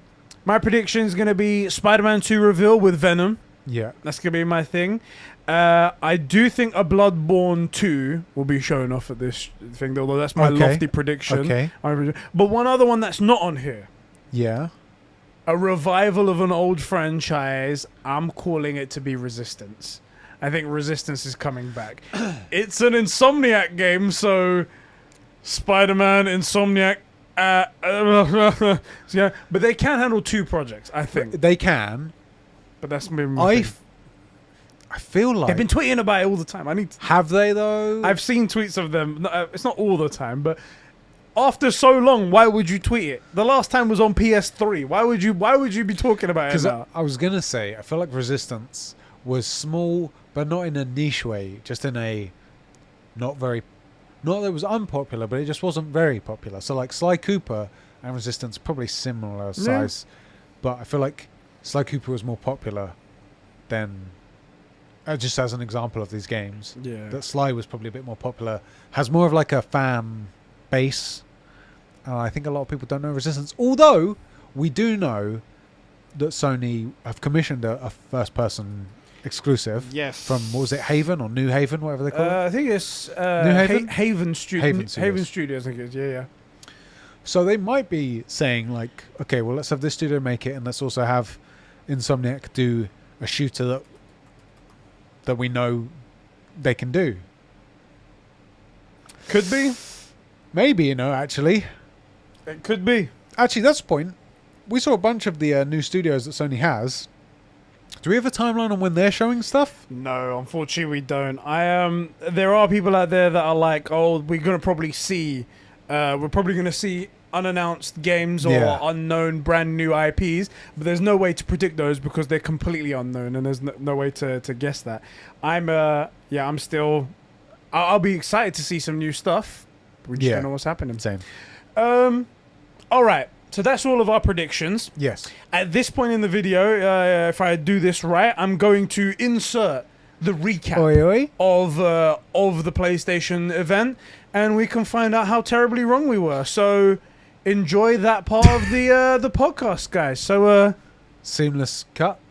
Transition right there. oh, thank you, Eddie. That was such a good handoff. Thank you so much for doing that. Yeah, guys. So I'm here in the future of the video of the podcast, but then in the past because it posts on a Saturday. I'm here after the PlayStation Showcase 2021 event, and I've got all of the games in front of me, everything that was announced at this beautiful, absolutely beautiful event that, oh my god, you know when PlayStation say that, oh, we're not going to be at so-and-so event, we're not going to be at E3, we're not going to be at Gamescom, and everyone's like, oh, Xbox is by themselves now, and they're running unopposed, and oh, they've got this game showing off, they've got that CG trailer showing off, and then we're like, PlayStation, was that a good idea, leaving them to run unopposed? And then they go and make an event like this and show us that PlayStation's just got all these great games and they are coming out, boys. Anyway, without any further delay, let me get into the announcements. Let me run through everything that was shown off at PlayStation Showcase 2021. I'm going to start off in reverse order because this event was kind of like rear loaded. There were great games throughout. In my opinion, the bulk of the stuff that everybody wants to hear right at the end. So I'm going to start right there.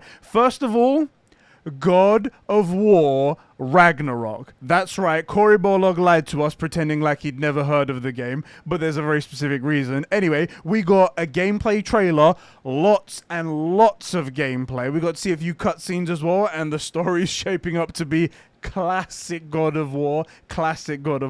We saw a bunch of new enemies. We saw a bunch of new mechanics, including the grappling with the Chaos Blades. I think that was a mechanic that they had back in the older God of War games, the original trilogy, but it wasn't in the new God of War, the reboot, and it's coming back here. Looks really awesome there. Some more information. Also, another game mechanic that was really cool to see. Atreus can now summon spirit animals, and as well as he could do that in God of War the reboot, he can use them to attack enemies, but as well as that, he can ride them as well. There's one shot, and hopefully I can put it up on the screen right here, of him riding like a ram and just ramming into all the enemies while Kratos is fighting on the other side.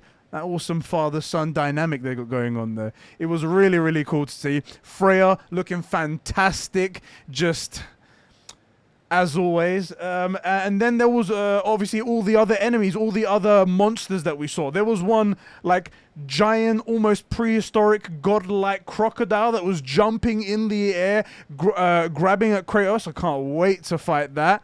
One of the big things, Tyr.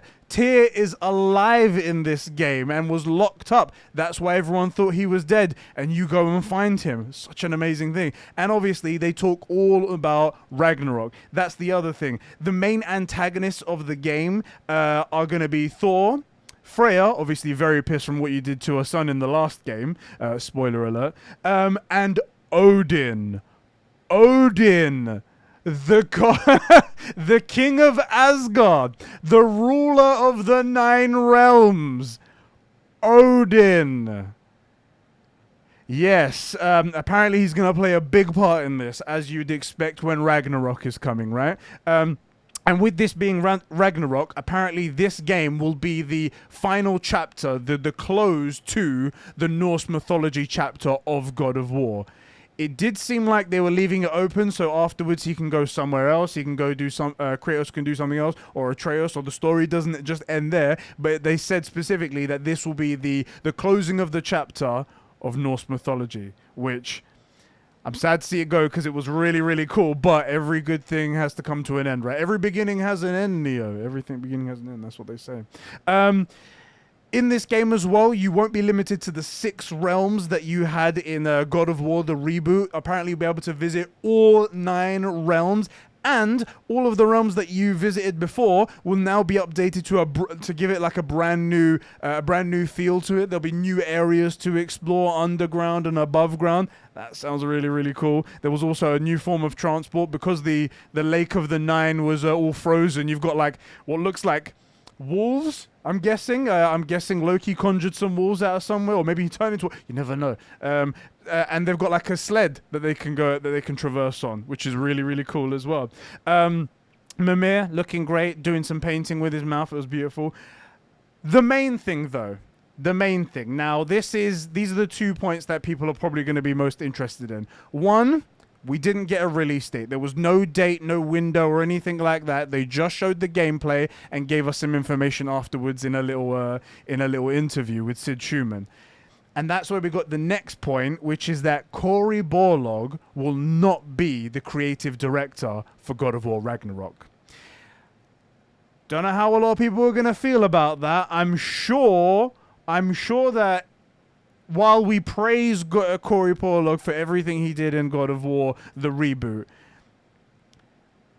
I'm sure didn't rest on his shoulders, right? There were a lot of other people at the studio. He came up with a lot of pivotal things, yes, but I have to believe that once he led them on the path, they can follow. Now, he said the reason why is because it's really exhausting to work on like big project like that. I don't know why he said that though, because immediately afterwards he said that he's working on a brand new unannounced IP for Sony Santa Monica Studios. So okay, if you're exhausted, why you anyway? But that's in very early development, and according to job listings, it's apparently supposed to be a fantasy setting. So that's all we know about that. But the person taking over is Eric Williams. Eric Williams, I personally didn't hear of before this interview, but he has been involved in every mainline God of War to date. So he knows his stuff. He knows exactly what Kratos is supposed to be. And I'm guessing Cory would have handed the reins off to somebody who actually knows what the vision is for this game, for the whole trilogy, or if it is going to be a trilogy, for this whole franchise being rebooted. I don't think he would have given it up lightly. So a bit of confidence, a bit of uncertainty, but I guess we'll see, right? From what we saw from the trailer, it looked classic God of War. It looked like the God of War that won all of those awards in 2018. The one that many, many people, including myself, regard as the greatest game of all time. My personal favorite game ever. Don't get me wrong, there's a lot of greats out there, but this is my one. But yeah, it looks like it's going in that same direction.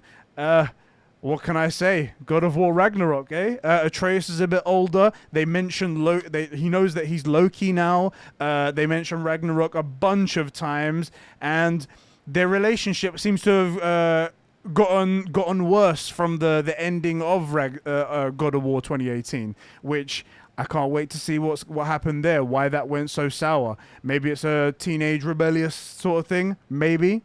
We'll find out. But super, super hyped. I'm glad we got to see that. Next, absolutely massive, and I predicted this was going to happen in our predictions episode of the True Gamer podcast. You should check that out if you're new around here. Spider-Man 2. Spider-Man 2, and it was everything plus more that we wanted from this game. So, first of all, it was a short cutscene / a little bit of gameplay. Like when they were doing the fights and the executions, you could tell that was gameplay, but there was a lot of like cutscenes thrown in. So it was like, I guess it's kind of early. The release date of 2023, a release window, I should say, of 2023. So we still got a year and a little bit to go before we see exactly when this game's going to come out. But knowing Insomniac, this game will come out like that. We got to see who we'll be playing as in the game, and guess what? We'll actually be playing as both Peter Parker and Miles Morales. They're both going to be in this game. That's freaking insane. We had conversations in the background and on podcasts saying like, how would they do it? Now they've got this well-established Spider-Man, which everybody loves, and they've got this brand new well-established Spider-Man, Miles Morales, that everybody loves. Are they going to do them in tandem, like one Miles Morales, one Spider-Man, one Miles Morales, one Spider-Man? They've decided, no, we're just going to put them in together, and you can tag team and you can double team all of the enemies. You can fight them together, and the awesome combos that they do. It's just great. It's just fantastic. And then we got one little bit at the end, which I'm very proud of because I called right off of the bat. Venom is the antagonist for this movie. That is the main villain for the game. and it looked amazing. Just in the shadows, just some flashes of light, and you see that menacing face with the big white eyes and the big teeth. It was amazing. And the voice being played by the famous Tony Todd. You guys may or may not know the name, but you know the guy. He's the guy that played the Candyman famously, and in a bunch of other things. If you Google search him, you'll be like, there he is. His voice, perfect. It sounded so great. I can't wait to hear more of it. I really can't wait to play more of this game. Whenever it comes out, 2023 cannot come fast enough. Come on! Oh, God, it was so good. Yeah, so that's everything there. There was a couple of cool things that we saw. So we did see Spider-Man's suit. It had the mechanical Spider-Man arms that he gets with the Iron Spider suit from the MCU. However, this suit was more classic to the suit that he wears in the game. So maybe he develops it himself in the game perhaps, and these are his own versions. We'll see how that goes. But that's all we got from the Spider-Man 2 gameplay cutscene reveal right there. It was really cool. Had me out of my seat excited. The next one. Oh, sorry. One thing I forgot to mention as well. Yuri Lowenthal and Najib Jeter will be reprising their roles as Superman, Spider-Man, and Miles Morales. So that's awesome. That's awesome to hear. Next.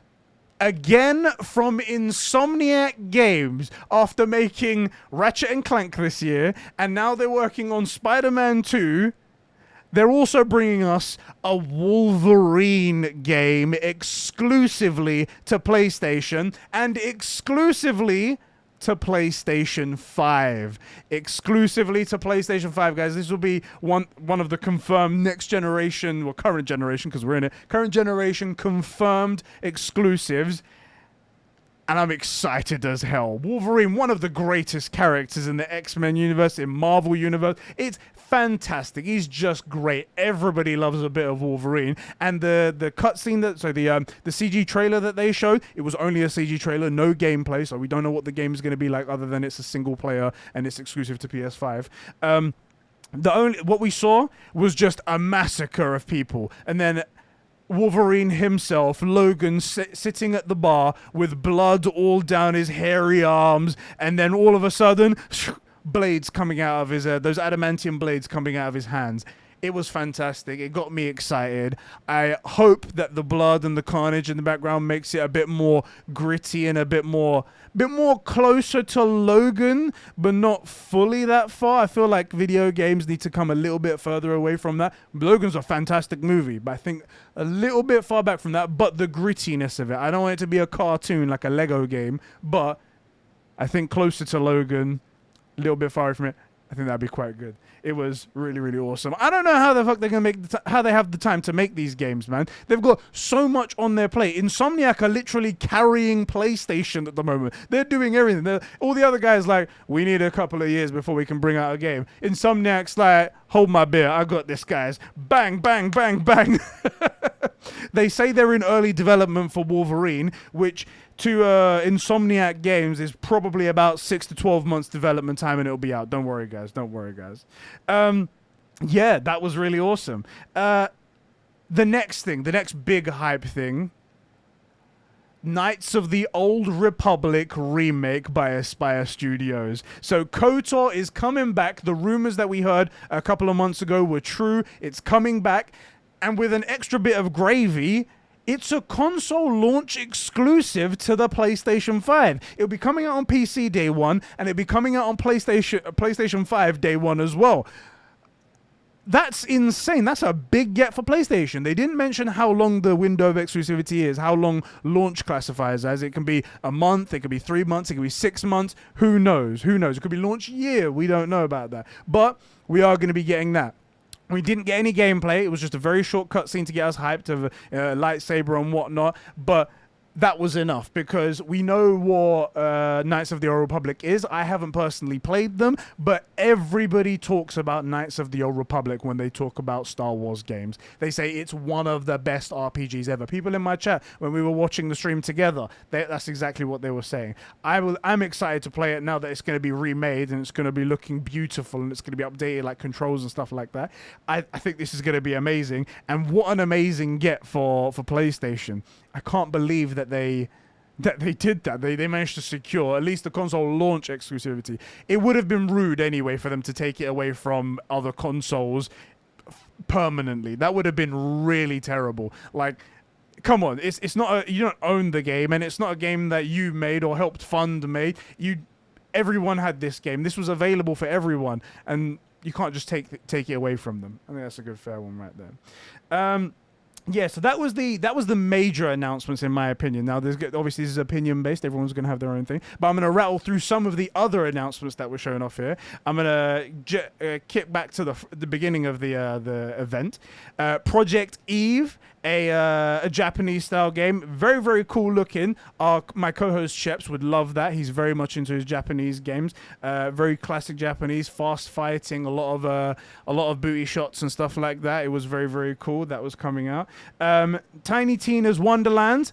Personally, not something I'm a fan of, but it's in the Borderlands universe. Borderlands is quite nice, and it's a mixture now of we only just discovered this now, me and my co-host, that it's a mixture between Borderlands and D&D. It's like they're playing D&D in Borderlands. Interesting take there. Forspoken looked incredible. Absolutely incredible. When I started off, I said, what is going on? She's like going through a portal. She's in like ancient times now, and then she has a bracelet that talks to her. But then the traversal, the things that she was conjuring, the powers conjuring from the ground, like ice and everything. It was incredible. Absolutely amazing. I was very down for that. I can't wait to play some Forspoken. That was quality right there. Alan Wake Remastered, that was also announced. That rumor came out before somebody caught the registering of the trademark, and we knew that was coming. But Alan Wake on PlayStation 5 for the first time, because it never was before. That's really cool. GTA 5 Expanded and Enhanced was shown off. Honestly, I didn't see a difference. I looked at it and I was like, I've played GTA. I've played GTA Online. This looks like that. Maybe the load times would be faster, but... And don't get me wrong, load times were a big deal on PlayStation 4. It looked exactly the same. Anyway, I think it's just a way to make more money, because they don't make enough, right? They don't make enough. Every year, every month, they're in MPD. Ghostwire Tokyo was up next. Ghostwire Tokyo looked really, really intriguing. It looked like a really trippy horror. I was saying on stream that it was kind of like a mixture of like Tokyo, Control, but in Tokyo. It was very like paranormal, and there's all these ghosts, and there's these weird faces, and there's one person who kind of understands what's going on, but he doesn't. He's got face coming off, like ink coming off of it. He had some special abilities. It looked incredible, especially Tokyo looked incredible. Though that neon aesthetic is very much my thing. It looked great. I can't wait for that. Guardians of the Galaxy. It did look interesting. However, the last gameplay that I personally saw of it, I wasn't a fan of. Guardians of the Galaxy coming out to all platforms. It's I wasn't a big fan of the whole like control multiple members of your team, tell them to attack in different ways type thing. It seemed like it was taking me out of the moment, and it didn't look particularly aesthetically pleasing. Even though this game's not coming out for a little bit, it should. Yeah, not really my thing. Not really my thing. But if you're excited for it, get hyped. Get hyped. Vampire Masquerade Blood Hunt. I'm a little bit confused on this, and I didn't go do the research, but it looked like it was a multiplayer game, like an online game. However, I could be completely mistaken there, and it's just factions instead. But it looked like it was different teams fighting against different species of like vampire and human and a monster and whatnot. And it looked all right. It looked cool. Again, not 100% my thing, but that was something that was out. If you're interested, you want to go check out the trailer, I'll leave a couple in the description. You can check that out for you guys. We got another trailer for Deathloop. despite me pleading with Sony to not show Deathloop again. We've seen it far too many times. I said to them, I'll pre-order the game if you just don't show Deathloop. Instead, we got an extended trailer of Deathloop again.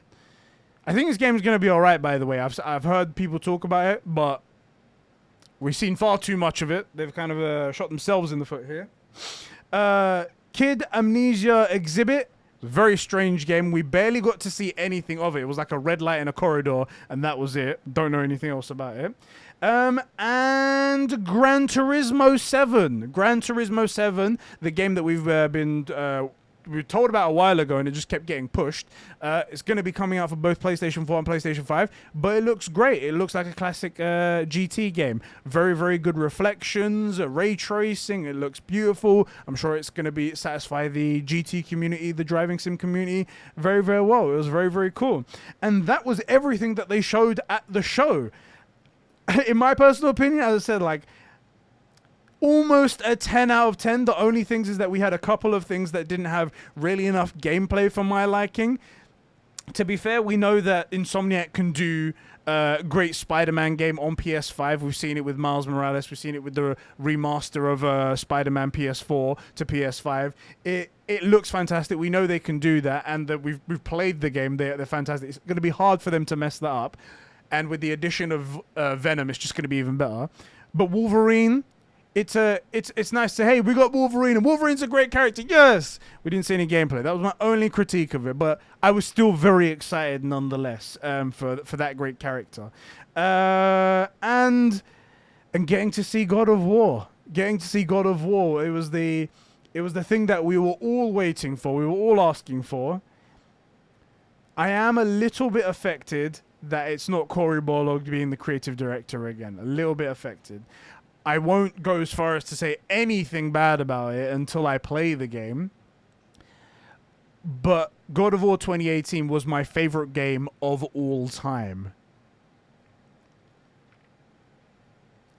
I kind of feel bad for Eric Williams because it's going up against the greatest game of all time, you know? Anyway, it looks like it's classic God of War, and it looks like we're about to get in a whole hell of a beef with the gods or the Asgardians. It's going to be amazing. It's going to be amazing.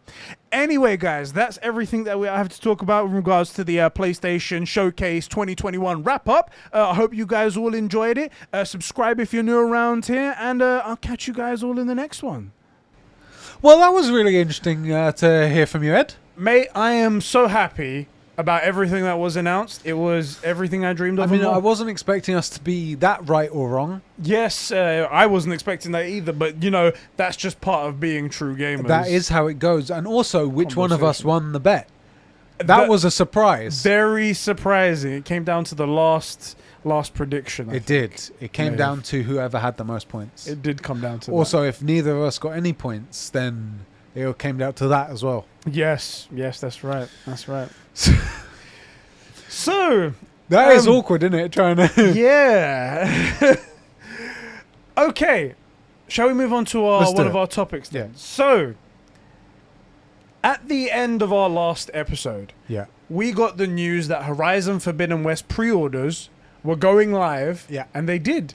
And we saw them right there. We saw the new pricing. We saw the Ragella edition, which is the one with the tremor tusk thing and stuff like that. And I pre-ordered that on that day because it looked gorgeous. Sorry about my neck thing I'm doing, by the way. It really, really hurts me today for some reason. I've been developing a neck thing because I'm turning like this a lot. Yeah. Sorry about that for the video, guys. But we got the pricing. And at the time, we saw the pricing for the standard edition for both PS4 and PS5. Yeah. And then we saw one that was called the Digital Deluxe Edition. And that was the version that you needed to buy in order to have the dual entitlement to play on PlayStation 4 and on PlayStation 5. Yes. Now, at the time, it was fresh in our faces and we didn't really get to think about it and we didn't see too much of a problem. We were just like, what's going on? Fine. After that, though, we got to stew on it and the internet went on fire and we saw there was actually quite a big problem with frick this. These guys. I made a video on it as soon as I got the information saying how Sony lied to us because of things they said in the past. Sony lied, hype died. Exactly. No hype for this showcase coming up. The way it works is that You can buy the PlayStation 4 version for $59.99, the standard RRP. You can buy the PlayStation 5 version for $69.99. Oh, that's the RRP. Nice. But you can pay $79.99 and get the digital deluxe edition, which gives a bunch of digital goodies, but crucially, it allows you to play the game on PlayStation 4 and play on PlayStation 5. The problem, however, lies is that is the only way for you to play it on both PlayStation 4 and PlayStation 5. It's stupid. As there is no upgrade fee that you can pay on top. There's no other way for you to get it. You are forced into paying this $80 straight away up front, or forever just hold your peace. If you buy the PS4 version, then later on down the line you get the PS5 version, well, guess what? You have to go buy the PS5 version if you want. You can play backwards compatibility, but it's not going to be the full ray tracing, good looks, haptics, and all that sort of stuff. If you buy the PS4 version and don't choose to buy any other upgrade or anything for it, you only have the PS4 version. Yeah. And if you don't have a PS5 and buy the PS5 version, you can't play the game until you get a PS5. Exactly. And it's ridiculous because why not just put in an upgrade fee so that someone that has the game can put their PS4 disc in and then pay $15 or whatever to get the PS5 version, which So simple. that's I'm happy to do that. Yeah. I don't mind that at all. It was so dumb. It was so obviously right in front of you. That was the solution. How do you mess up that bad? And instead they were just like, no, we're going to lock it to this one specific edition that costs more money than any game ever. People are already pissed at Sony for going up to $70. And they were like, yeah, let's put an $80 one on the market. Let's do that. I don't even really have a problem with $80 as the number. I have a problem with the fact that you're locked out. You must pay $80 to get both versions of the game. Exactly. Let me buy the game, and I will pay the difference up to a PS5 to get my PS5 version if I have if I'm on PS4. Why do that? Why price out half your market, and why price out your next console, the current gen console? Yeah. It's so stupid. Especially when you're trying to up the number of consoles out there, right? That you have this incredibly large base of people that want your next console. Make it as easy and affordable as possible for them once they get it to play your new titles. Why would you put a barrier? It doesn't make any sense. It's ridiculous, and they're not even making that much additional money from it. No, especially because no one's going to be interested in it. No. So why? It's for a very niche group of people, a very small group of people, not niche, a small group of people who are in this position where they haven't got a PS5 yet and they're hoping to get a PS5 soon enough that they're going to still be wanting to play the game. Right. But still, that doesn't give you a reason to fuck them. It doesn't give you a reason to screw over those people. They're your loyal customers. They're going to be buying your new console. It's ridiculous. Give them a goddamn break. Give them the option. Anyway, that was stupid in itself, and that was annoying. Everyone had a big thing about that, but that wasn't even the worst part. God, there's more? Because Sony actually lied to us about this. Oh, so yeah. 1 year before, they said, when the PlayStation 5 launched, about specific games, specifically games in the launch window. So games they said Horizon Forbidden West was one of them, was supposed to be out in 2021. This was Jim Ryan, wasn't it? Jim Ryan, exactly. On the PlayStation blog, not some freaking... Wasn't a quote in an interview or anything like that. It's his own blog, right? And he wrote it down for a bunch of games, and he said this. Additionally, we know there are PlayStation 4 Additionally, we know the PlayStation 4 community will transition to the PlayStation 5 at different times, and we're happy to announce that PS4 versions of some of our exclusives, Marvel Spider-Man Miles Morales, Sackboy: A Big Adventure, and Horizon Forbidden West, specifically mentioned, will also launch on PlayStation 4. While these games were designed to take advantage of the PlayStation 5, and its unique next-gen features, high-speed SSD, DualSense controller, etc., PS4 owners will also be able to enjoy these experiences when they launch. PS4 digital versions of these games include a free upgrade to both PlayStation 5 consoles, and the PS4 disc version will also include a free upgrade to the PS5 edition with the 4K Blu-ray disc. Free upgrade.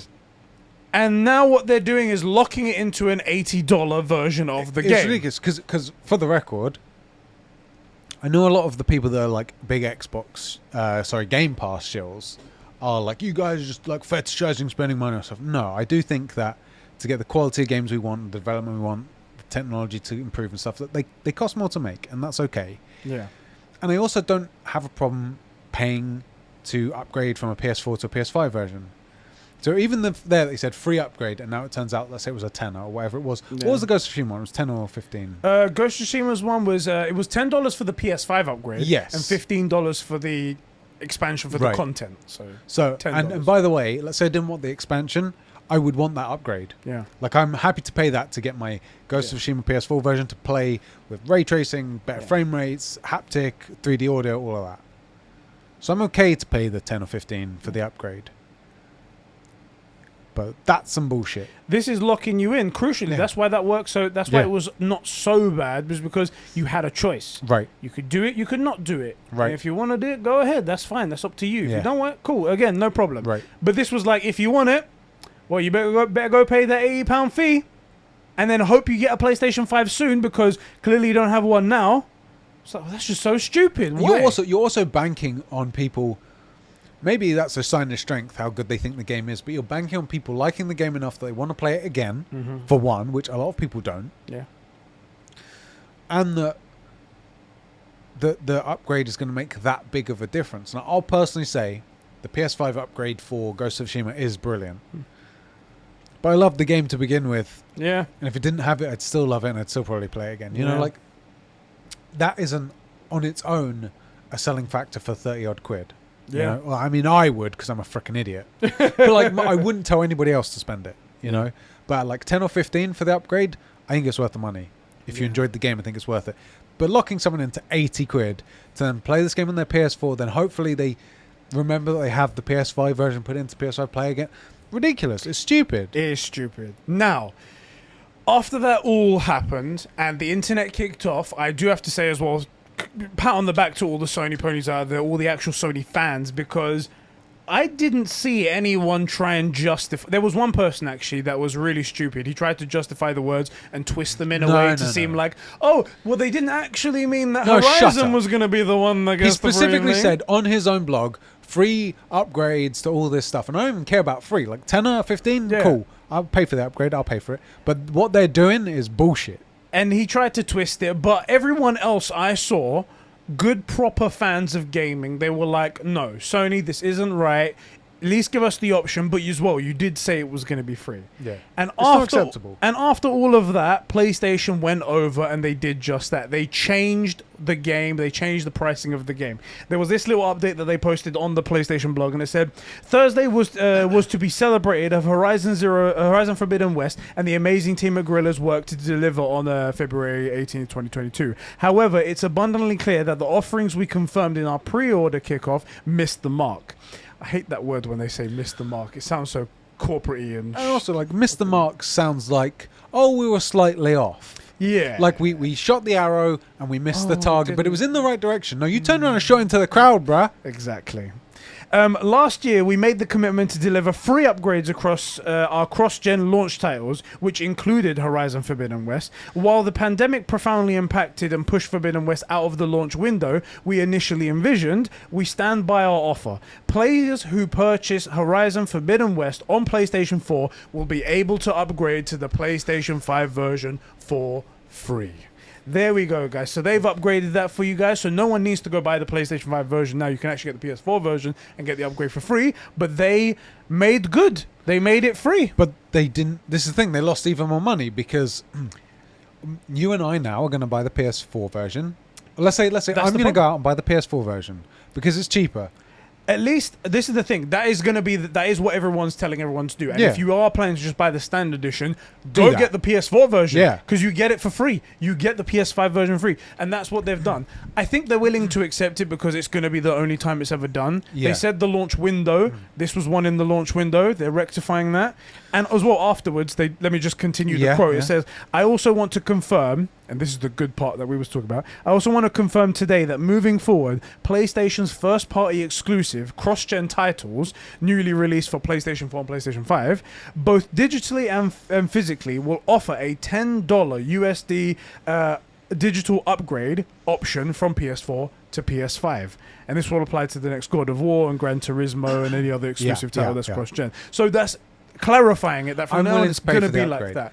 Now, It's good. No more locking it to one specific Right. edition and shit like that, but that's what's going to I think it's really important that you go out, if you're going to get the standard edition, and buy it on PS4. Yeah. Because I don't expect people to not play the game. I do expect people to do their best to make their feelings heard with their wallets. Yeah. They promised us a thing, they lied to us, Yeah. and then they tried to bilk us for money. Mm. Well, now you're going to see that people wanted this game, but they're specifically doing you over, because I think the game would have been fair at 70 Yeah. for the PS5, Yeah. but I'm not going to pay that now. Yeah. And you shouldn't have done that to people. And so instead, you make your voice heard. But we want to play this game, but you mess with us. No one buy the PS5. Go and buy the PS4 version. Get your free update. Because I They would have have to. paid the tenner Yeah. extra. I would have paid it. I'm willing to do that.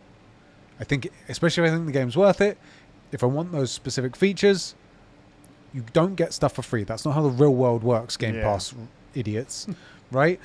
Yeah. It's not a healthy business model. But when you try and mess with people, yeah, I'll take... And specifically, I'm saying buy the game and get the extra free stuff that you know costs them money. So that Sony can see, people did want the PS5 version. We messed up. Here. We messed up. So every time they look at it, they know that you're playing the PS5 version and it cost them money. Yeah. Because they could have made money I would have happily given my money for the upgrade. Yeah. Instead, I'm going to make them give it to me for free. There you go. Or not buy it. I do. That's up to you, isn't Yeah. it? That's up to you. I like that PlayStation listened so quickly and Yeah. turned things around. That's a good thing. Show of it shows maturity, and I especially like the way the community acted as well. It wasn't something stupid happened. So after PlayStation changed their minds, Yeah. the Xbox community claimed this as a victory for themselves. They claimed a victory on our behalf. They were like, Oh. "You see, we helped you guys get this win because we were so vocal." And I was like, "You guys weren't vocal in an effort to change. You were vocal in an effort to try and make people look stupid for being fans of Sony. That's the reason why you did it. Also, Don't try and act like you're a hero now, just because the outcome happened. Because I love the idea that the gazelles think the lion cares when they laugh at it. Like, I'm sorry, Sony doesn't care what Xbox think about it, No. right? Like, it's not Sony doing reports on how to make good games, Yeah. you know? So, like, that for one is silly. Also, one thing I did see that we didn't see from the Sony ponies, back in the last gen, when the DRM and all that stuff was coming out on Xbox's side, all the Xbots were saying, well, I mean, you know, pirating's an issue, and like they need, you know, if it costs money to make the Definitely games, should you got have to it protect be. it. Then shut up, dickheads, dusty utes, all of Dusty them. Utes, bruv, Dusty Utes. Anyway, that's what's happened. I'm glad they've turned round. Enjoy Horizon Forbidden West on PS4 and get Yeah. the free PS5 upgrade if you want. It's good that that's happened. I do like the clarification though that from now on it will be $10 upgrade for PS4 to PS5 for Yeah. any future first-party titles Should that you be. see. It just works out. The reason for the 10 Right. is because the PS5 games they've deemed to be $10 more. So you're just paying the Those upgrade features fee cost to become money. that. Yeah. Even if it wasn't, I mean, that's the reason why they're doing Yeah. it, because the extra features that you're getting on PlayStation 5 3D as well as that. audio is But- more expensive. but what- DualSense haptic feedback is all more expensive. But even without Yeah, all of yeah. that shit, they have said they want $70 for PS5 games. That's Yeah. what they've made the new thing. Because I mean, I think the idea is they want more money to be going into the gaming industry to pay for games because they're getting more expensive. But if they make that the price and the difference is $10 and they give you the option to upgrade, that's the cleanest way to do it. Yeah. That's the best way to do it. And I'm glad they've clarified And some, that now. it's also the best way because some people don't care. Some people want the game at the best price they can get it at. Fair enough. But Yeah. they also want to get it early and new and stuff. Cool. So great. Yeah. You Yeah. know, like get the game you want to play in like the PS4. That's up to you. Like, look, if you have like a 720p TV, Yeah. getting the PS5 version with ray tracing and stuff's probably not going to make all that much difference to your experience, right? If you know you value things like ray tracing, and if you have a 30 hertz monitor or something, like Yeah. 60 FPS isn't going to make a difference to you. Do it in the way you want. Yeah. But this should have just been the way they always did it. At least they did it on a title that was big enough that it wouldn't crash. Yeah. It wasn't going to end because of this one stumble. Yeah. They immediately realized the problem and switched to it, but it shouldn't have been a problem in the first place. Exactly. Frickin' idiot suits, man. Diogo writes in about this topic over on our Discord server and says Sony doing more stupid Sony things. Sony does do stupid things from time to time, and they're classic stupid Sony things as well. Sometimes, Yes. Yeah. you just know you're like, for fuck's sake, Sony. He says, sure, they went back on the Horizon Forbidden West upgrade, but future games will still require a $10 upgrade. This is going to be interesting because this is actually something that we and Diogo, I should say, greatly differ on. And it would be good to have this conversation. And I might make it a True Gamer Plus episode topic one day so we can really get into it, but let's talk about it here anyway. You're basically paying 4K for 4K and 60 FPS and haptics. Yeah. The way I've heard others explain how stupid this is like this. On PC, games are made to work for most machines. So you'll have to buy the game and change the settings to make it work on your PC. So imagine if you had to pay $10 for every time you got a new graphics card or CPU or got more RAM, etc. All that PC peasantry stuff, and he's got a ship slap picture as well right there. That is what Sony is making you do. They're making you pay for features that you already bought on the PS5. Why are you making your customers pay for features you marketed to them? It's just stupid and pisses me off. People have said that this it causes next gen is because next gen is £70. Well, compromise. Only next gen only being $70 and cross gen being $60 and PS4 and Xbox One being $50. That's what he's trying to say the pricing should be.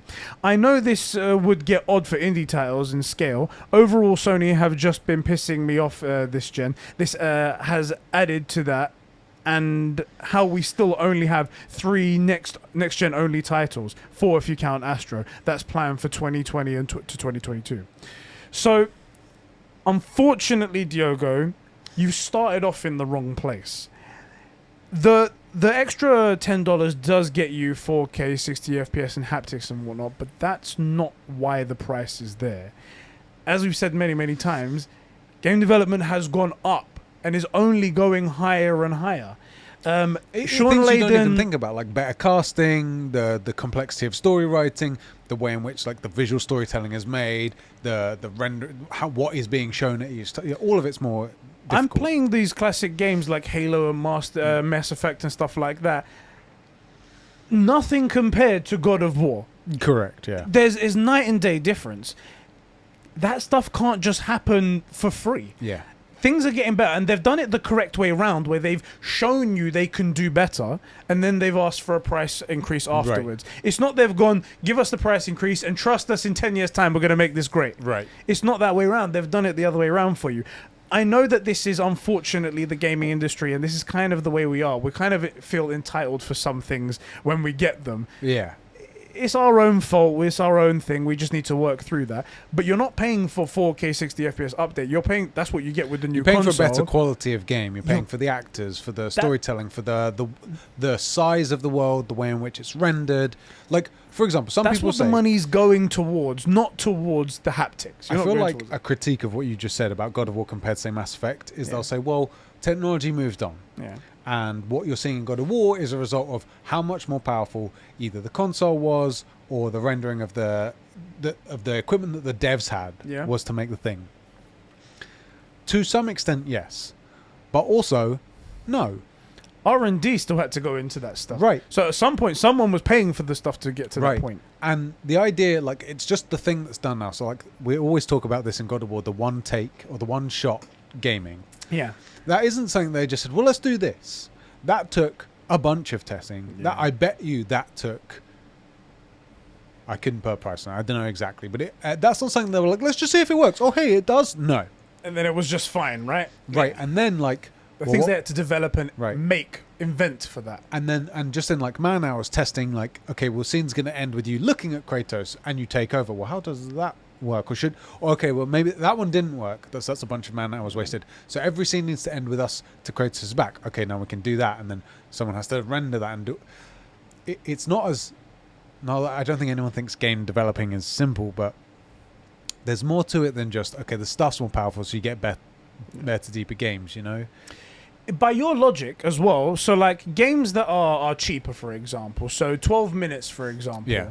It costs $15-$20, something like that. It was a Something very, like that. very cheap and And it's whatnot. also a very short game. So what are you getting? It is a very short game, but there are games that are even longer. So let's not talk about like the length. 'cause Sure, that- I'm just... Yeah. But what's the difference then when you go up from there?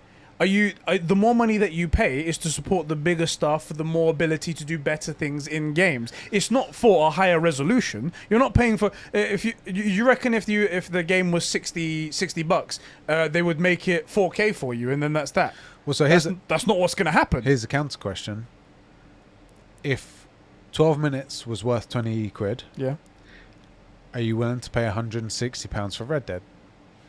Or how much should Red Dead be? And if they're going to sell it to you for 60, how much less should they include? Yeah. Right? The money. While this is what you're And it getting, hurts. Like it's we're not rich either. Like we have a Yeah. budget. it does hurt when What it games are is, yeah, expensive. I was gonna say, like we may be advocates for the price increase and whatnot, and Yeah. being okay with it, but we're not like, man, everyone should go pay this for punishment Let them or anything eat like cheap that. games. Let them eat bread. Exactly. Let them eat cake. Like no. And we've said the downside is that people like EA are just going to eat that money and they're not going to Yeah. do any sort of development Facts. whatsoever. It'll come which out is- for FIFA 28, and it'll be the same freaking game. The same goddamn Yeah. game. But that again, that's not what it's for. It's not for you're getting the 4K resolution or 60 FPS or haptics in the controller. Right. They're adding that on top because you're buying the PlayStation 5 version, but they want money to go into the gaming industry so it can fund development for the next project or for the next Yeah. thing. So they can pioneer some new technique and then be like, this is why you buy PlayStation games. Right. And I get that you can't see that at the moment, but that's Well, where it's all going. And this is stuff that people don't think about. But like, are you saying that game developers should have their wages capped? If you've got 10 years of experience and you're leading the way in a bunch of storytelling mechanics and stuff, should you not, as a person who is in coding, and that happens to be in game development, should you not be able to command a higher price because of your experience, your knowledge, the stuff you bring to the table? It's like And so as your teams mature, they're going to be more qualified and better and faster and all this stuff and more able to do new things and expand. Well, they're also going to command a higher price tag. And if you reduce that, we see a bunch of times when you reduce the game, you end up with a Cyberpunk, Yes. right? And actually, they went the other way. They got bigger and bigger, and it still failed. Yeah. So, you know, there's more to it. It's very easy to look at it as consumers.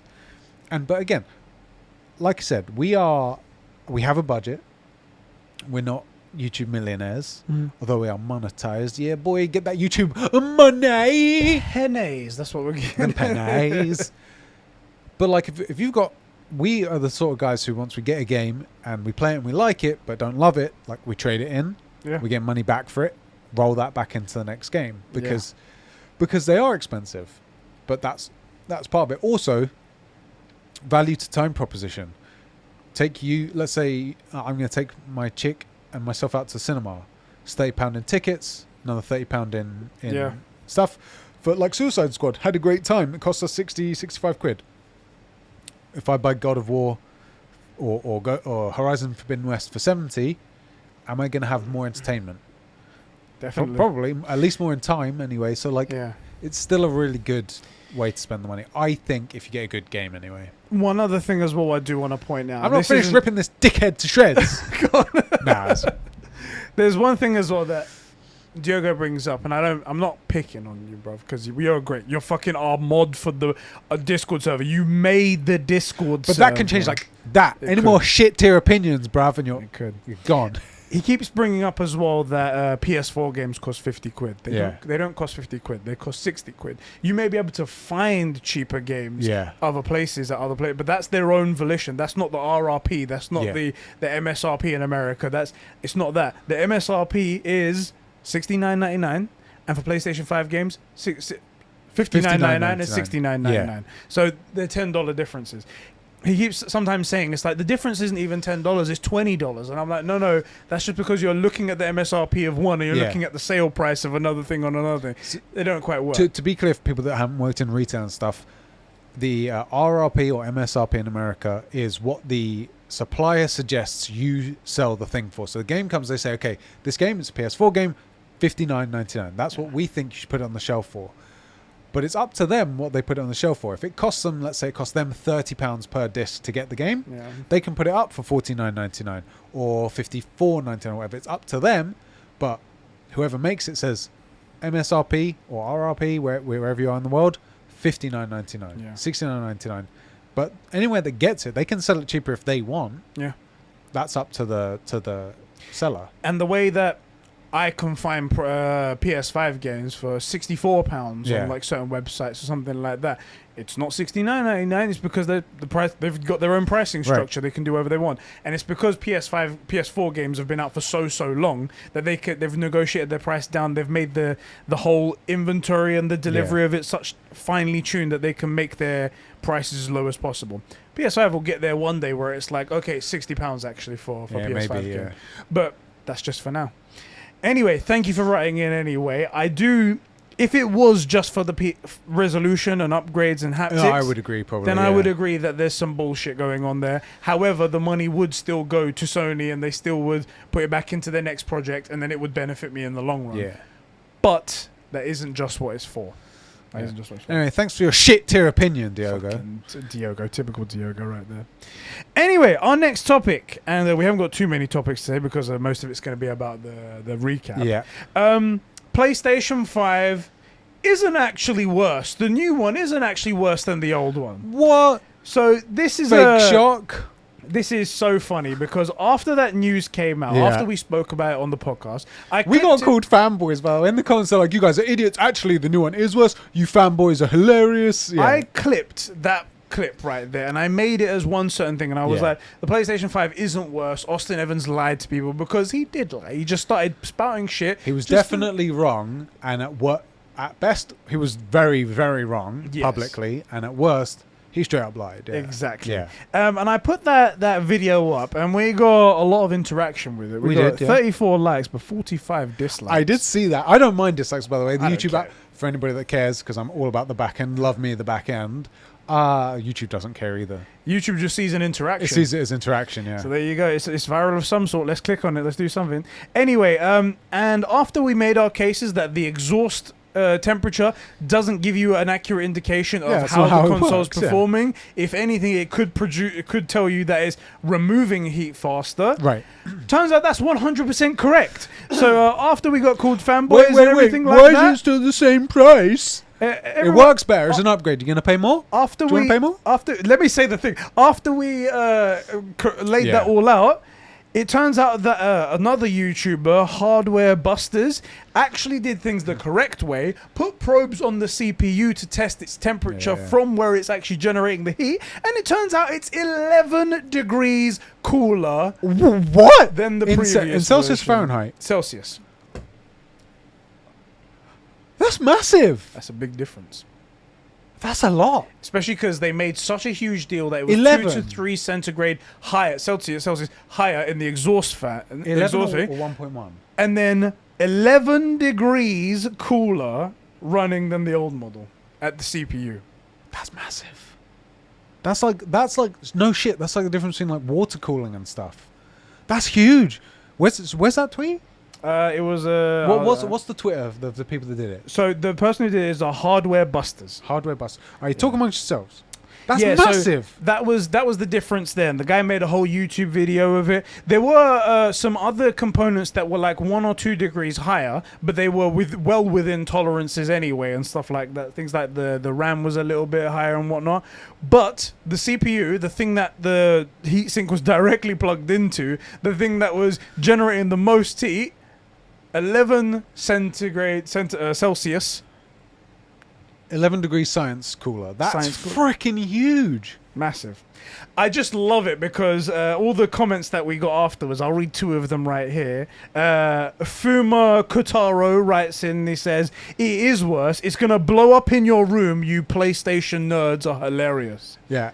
It's a literal death trap. is what I Literal death wrote. trap right there. And another one, Hidden Gaming. I do like your profile picture of like Finn's Stormtrooper helmet. I'm watching right the video. there. They're literally doing it the right way. I can see them putting probes on the CPU and stuff, yeah. Hidden Gaming says he's not wrong though. The new PS5 model is worse. Saying it's not is just denial. I beg you after this, can we come back to this video and throw shade in their face? I'm gonna go back there, but like, so what was you saying, bro? What's that? 11 degrees cooler for the exact same price and 300 grams less weight and taking up less space is Strange. crazy. So what's your definition of better than blood? Anyway, that's come out in just a week's time. We found out how stupid Austin Evans is. It really is 11 degrees Celsius as well. I'm looking at it. These guys are not...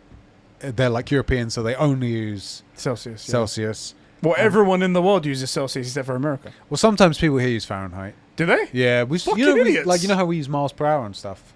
Yeah. Like if you're older, some people still use Fahrenheit. Weird. Yeah, Weird. but they're not American. Is the really important thing. They use Celsius. The important part, yeah.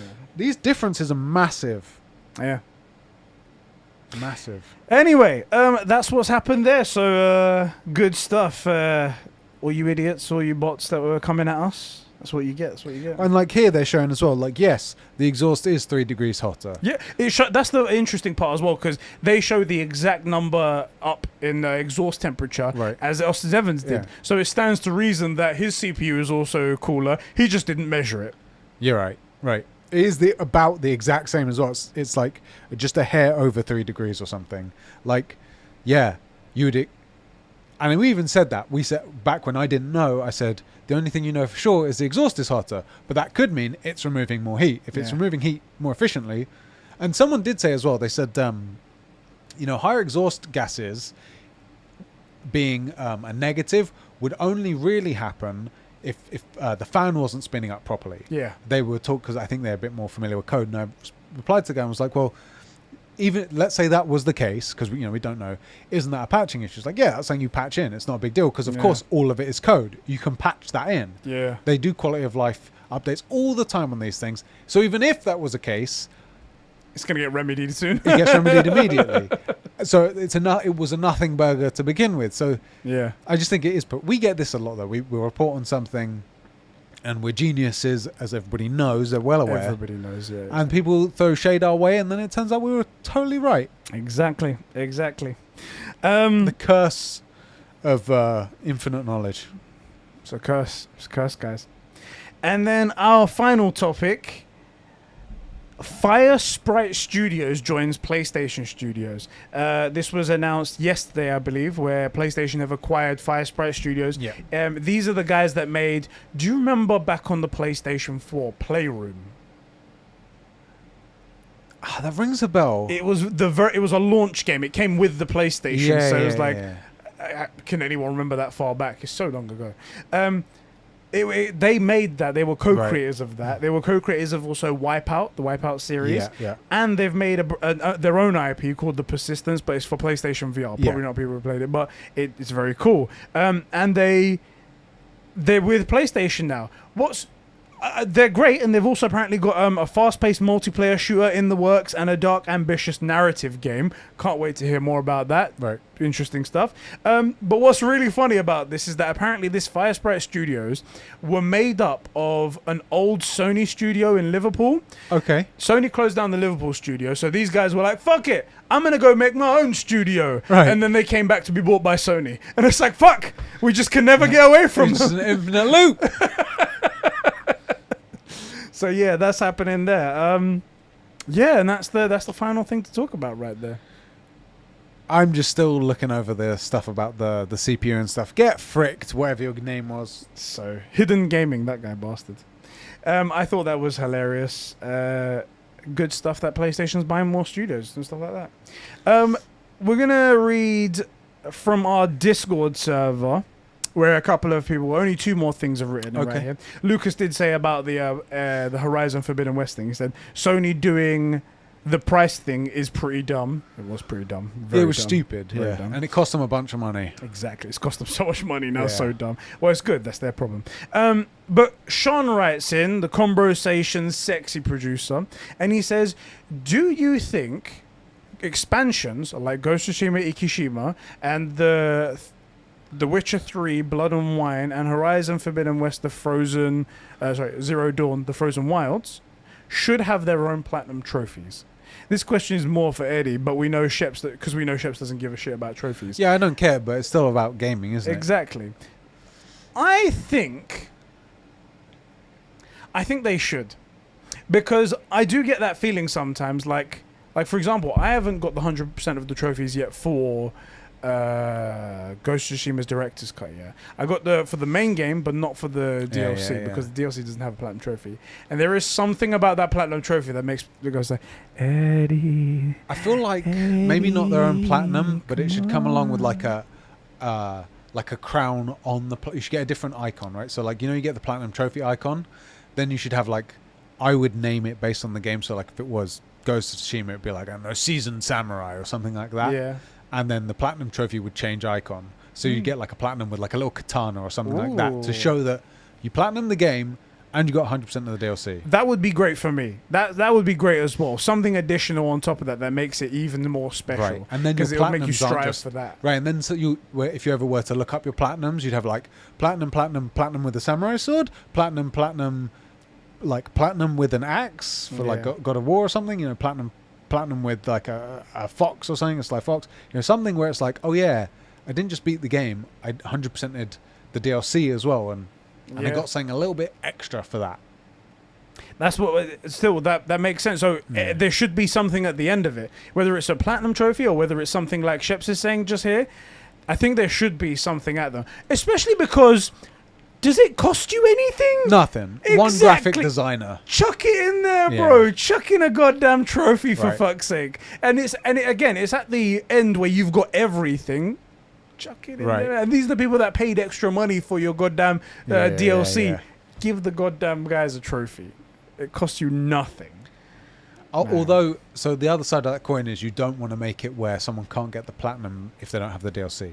So that's why it has to be a double thing. It has to be something else. So either 2 platinum trophies or it has to be a platinum plus. Platinum something. Platinum star one. The game has its platinum and then the DLC has its own set of trophies and its own collection at the end of it. And that's the way to do it. I don't know why it's not a thing. It should be. Especially because... Even I think it should be, and I don't care. I played that anime titty game that I got the 2 trophies for. Which one? It's like Tales of... I literally have no idea about this.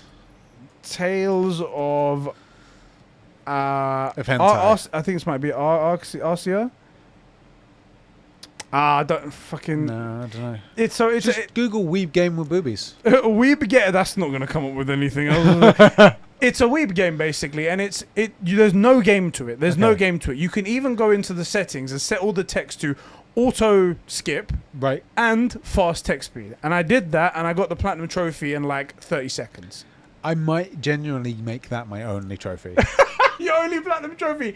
Ding, 1 platinum trophy. And it's a weeb game that you can skip most of. That's it. So they give platinum trophies to whoever wants them. Yeah. Why don't you put them in DLCs? Yeah. Why? I feel that. I'm genuinely curious what this title is, though. If you give me a second, I can find it. I can go to my PSN profile. Well, we can do it after the podcast. Yeah. Because I'm just genuinely curious. Or just see if it loads up in it. Yeah, it's not going to take too long. So was that our last topic? I feel like that was our last topic. Close. Yeah. All right, cool, man. Oh, here we go. Legends of Talia Arcadia.